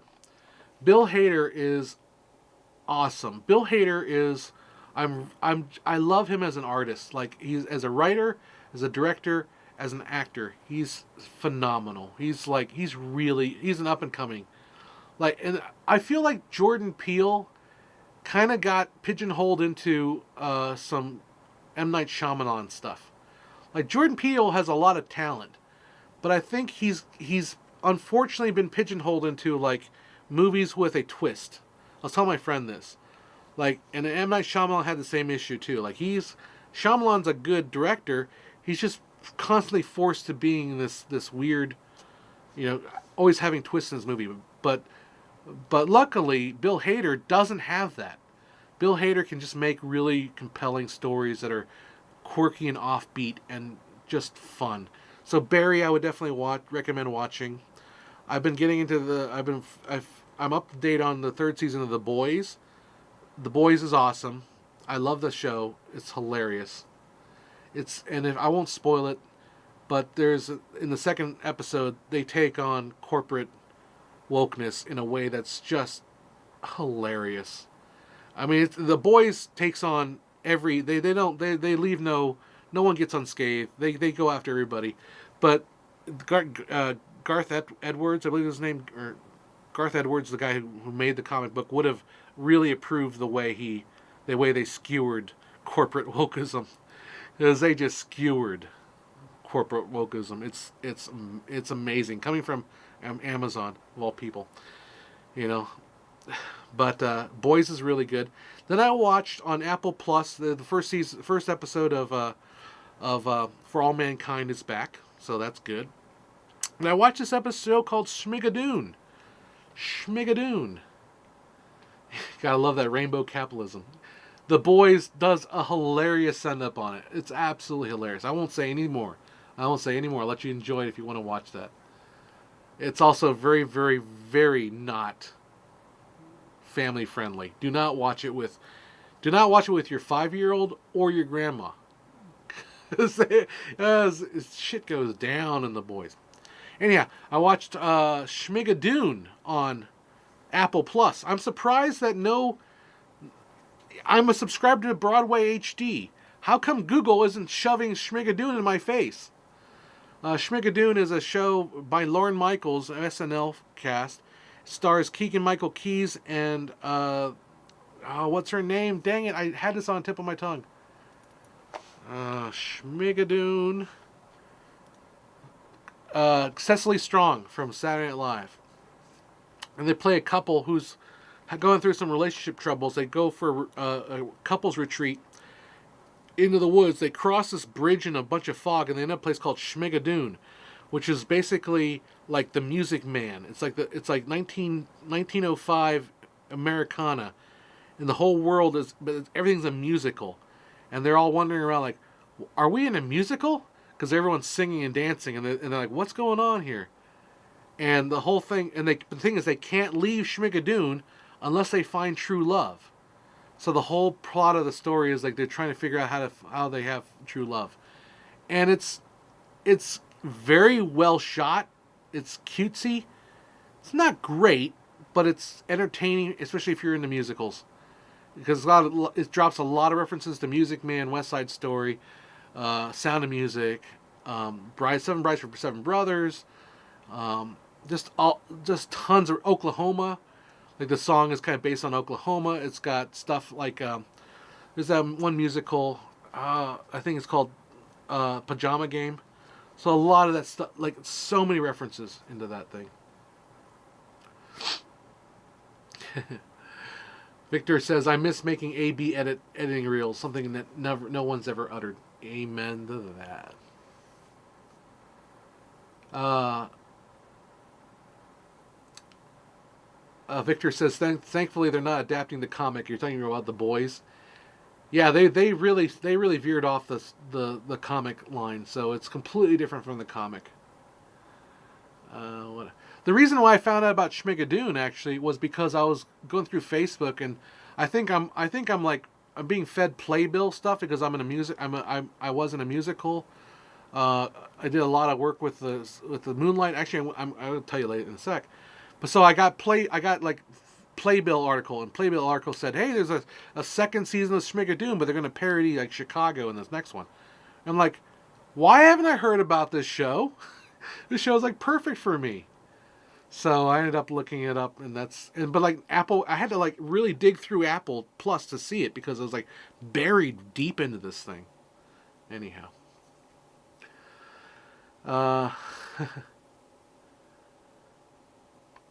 Ryder says, I don't know. I think The Boys really caved to the big Connect 4 this season. Tainted the whole thing for me. Connect 4, what's that? Connect 4, the big Connect 4? I don't know what that is. Schmicago, yeah. What movie would you like to see turn into a stage play? For me, probably Reservoir Dogs. That would be a good one. Let's see, a movie to turn into a stage play. Oh, so I was going to say, by the way, so I ended up, I did this show called Memphis, which is kind of why I went to Memphis, but not really, but I was going to go to Memphis anyway, but it worked out that I was in a play called Memphis, and I was like, you know what, like, this is a fun show. I was kind of, like, there's this venue called the Moonlight Amphitheater. It's about 20 miles from where I live, and I love performing there because it's a professional level production. and but it's like professional level production, but like community theater prices. So it's like it's a cool venue. It's run by the city. And last couple years ago, I did a show for them, and I kind of thought that I was not going to be. My friend Joe's calling. I'll call him back. I didn't think I was going to be like in the. I would be called back, and so I did this one show. They called me out of nowhere. They're like, "Oh, we desperately need a trumpet player. Can you come?" I'm like, "Ah, sure." And I had the best experience, the absolute best experience at the Moonlight. Like, bar none. I got so much fun. And when it ended, like, I told the guys, like, I thought this was magical. My experience playing for you guys was absolutely magical. And then they came back and said, "Hey, John, would you be interested in playing essentially the rest of the season?" And I'm like, even though it would take a lot of my time, yeah, I'll do it. So I'm not doing Cinderella. They're doing Cinderella partly because I already did Cinderella like 5 months ago, so I didn't want to do it again. I'm going to do Something Rotten. I'll do Ragtime, and then Kinky Boots. Kinky Boots. Oh, Connect 4 was the game that Butcher... Yeah, I remember that, yeah. Oh, you just didn't like the Connect 4 reference? Maybe you had a thing against Connect 4? I don't know. I didn't quite understand why the Connect 4 reference, but I kind of forgot all about it. Like Big Oil, Big Connect 4 is the game that has been shown up in 2-3 times a season. Is it like an inside joke or something? All right. So I never answered the question. What movie do you want to see turned into a stage play? Let's see here. Movie turned to a stage. So many movies have already have either been turned to stage plays or started as stage plays. Like Glenn Ross started as a stage play, but it made a great movie. Trying to think. A movie that would be a good stage play. A movie that would be a good stage play. Gosh, that's a hard one.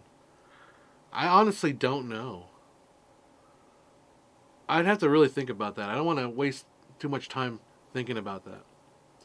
Because get to some of your questions. I ready to get going pretty soon, though. I want to answer. Davisi asked, because I saw it the second time you wrote that. That's okay. I don't mind you guys repeating, because I don't always see everything. How you start journey of camera artist, from school or after? You basically have to do it. Maybe we'll kind of end on this. If you want to work as an artist, you have to just explore. Because like I said, so much of like what I was demonstrating here in editing is not how you would edit a narrative film. It's not how you would edit even a TV show. This is a particular to educational graphics and social media, YouTube, digital editing, right? And now, when I started off, did I think I would be making this stuff? No. Is it my passion? I enjoy doing this kind of work. I really do. I put it higher than like documentary. I do a lot of documentary. I don't particularly like documentary. I like the explainer science, like video essay / educational realm. I enjoy doing that a lot. But I would actually rather do narrative if I could. If anything, if I could get to the narrative part. The problem is, like how do people see me as a narrative editor or a director? I can't prove to anybody I'm a narrative editor unless I make my own narrative editing or make my own narratives.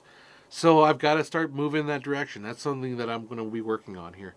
So today, my buddy and I, Joe, who was just calling me, I'll call him back.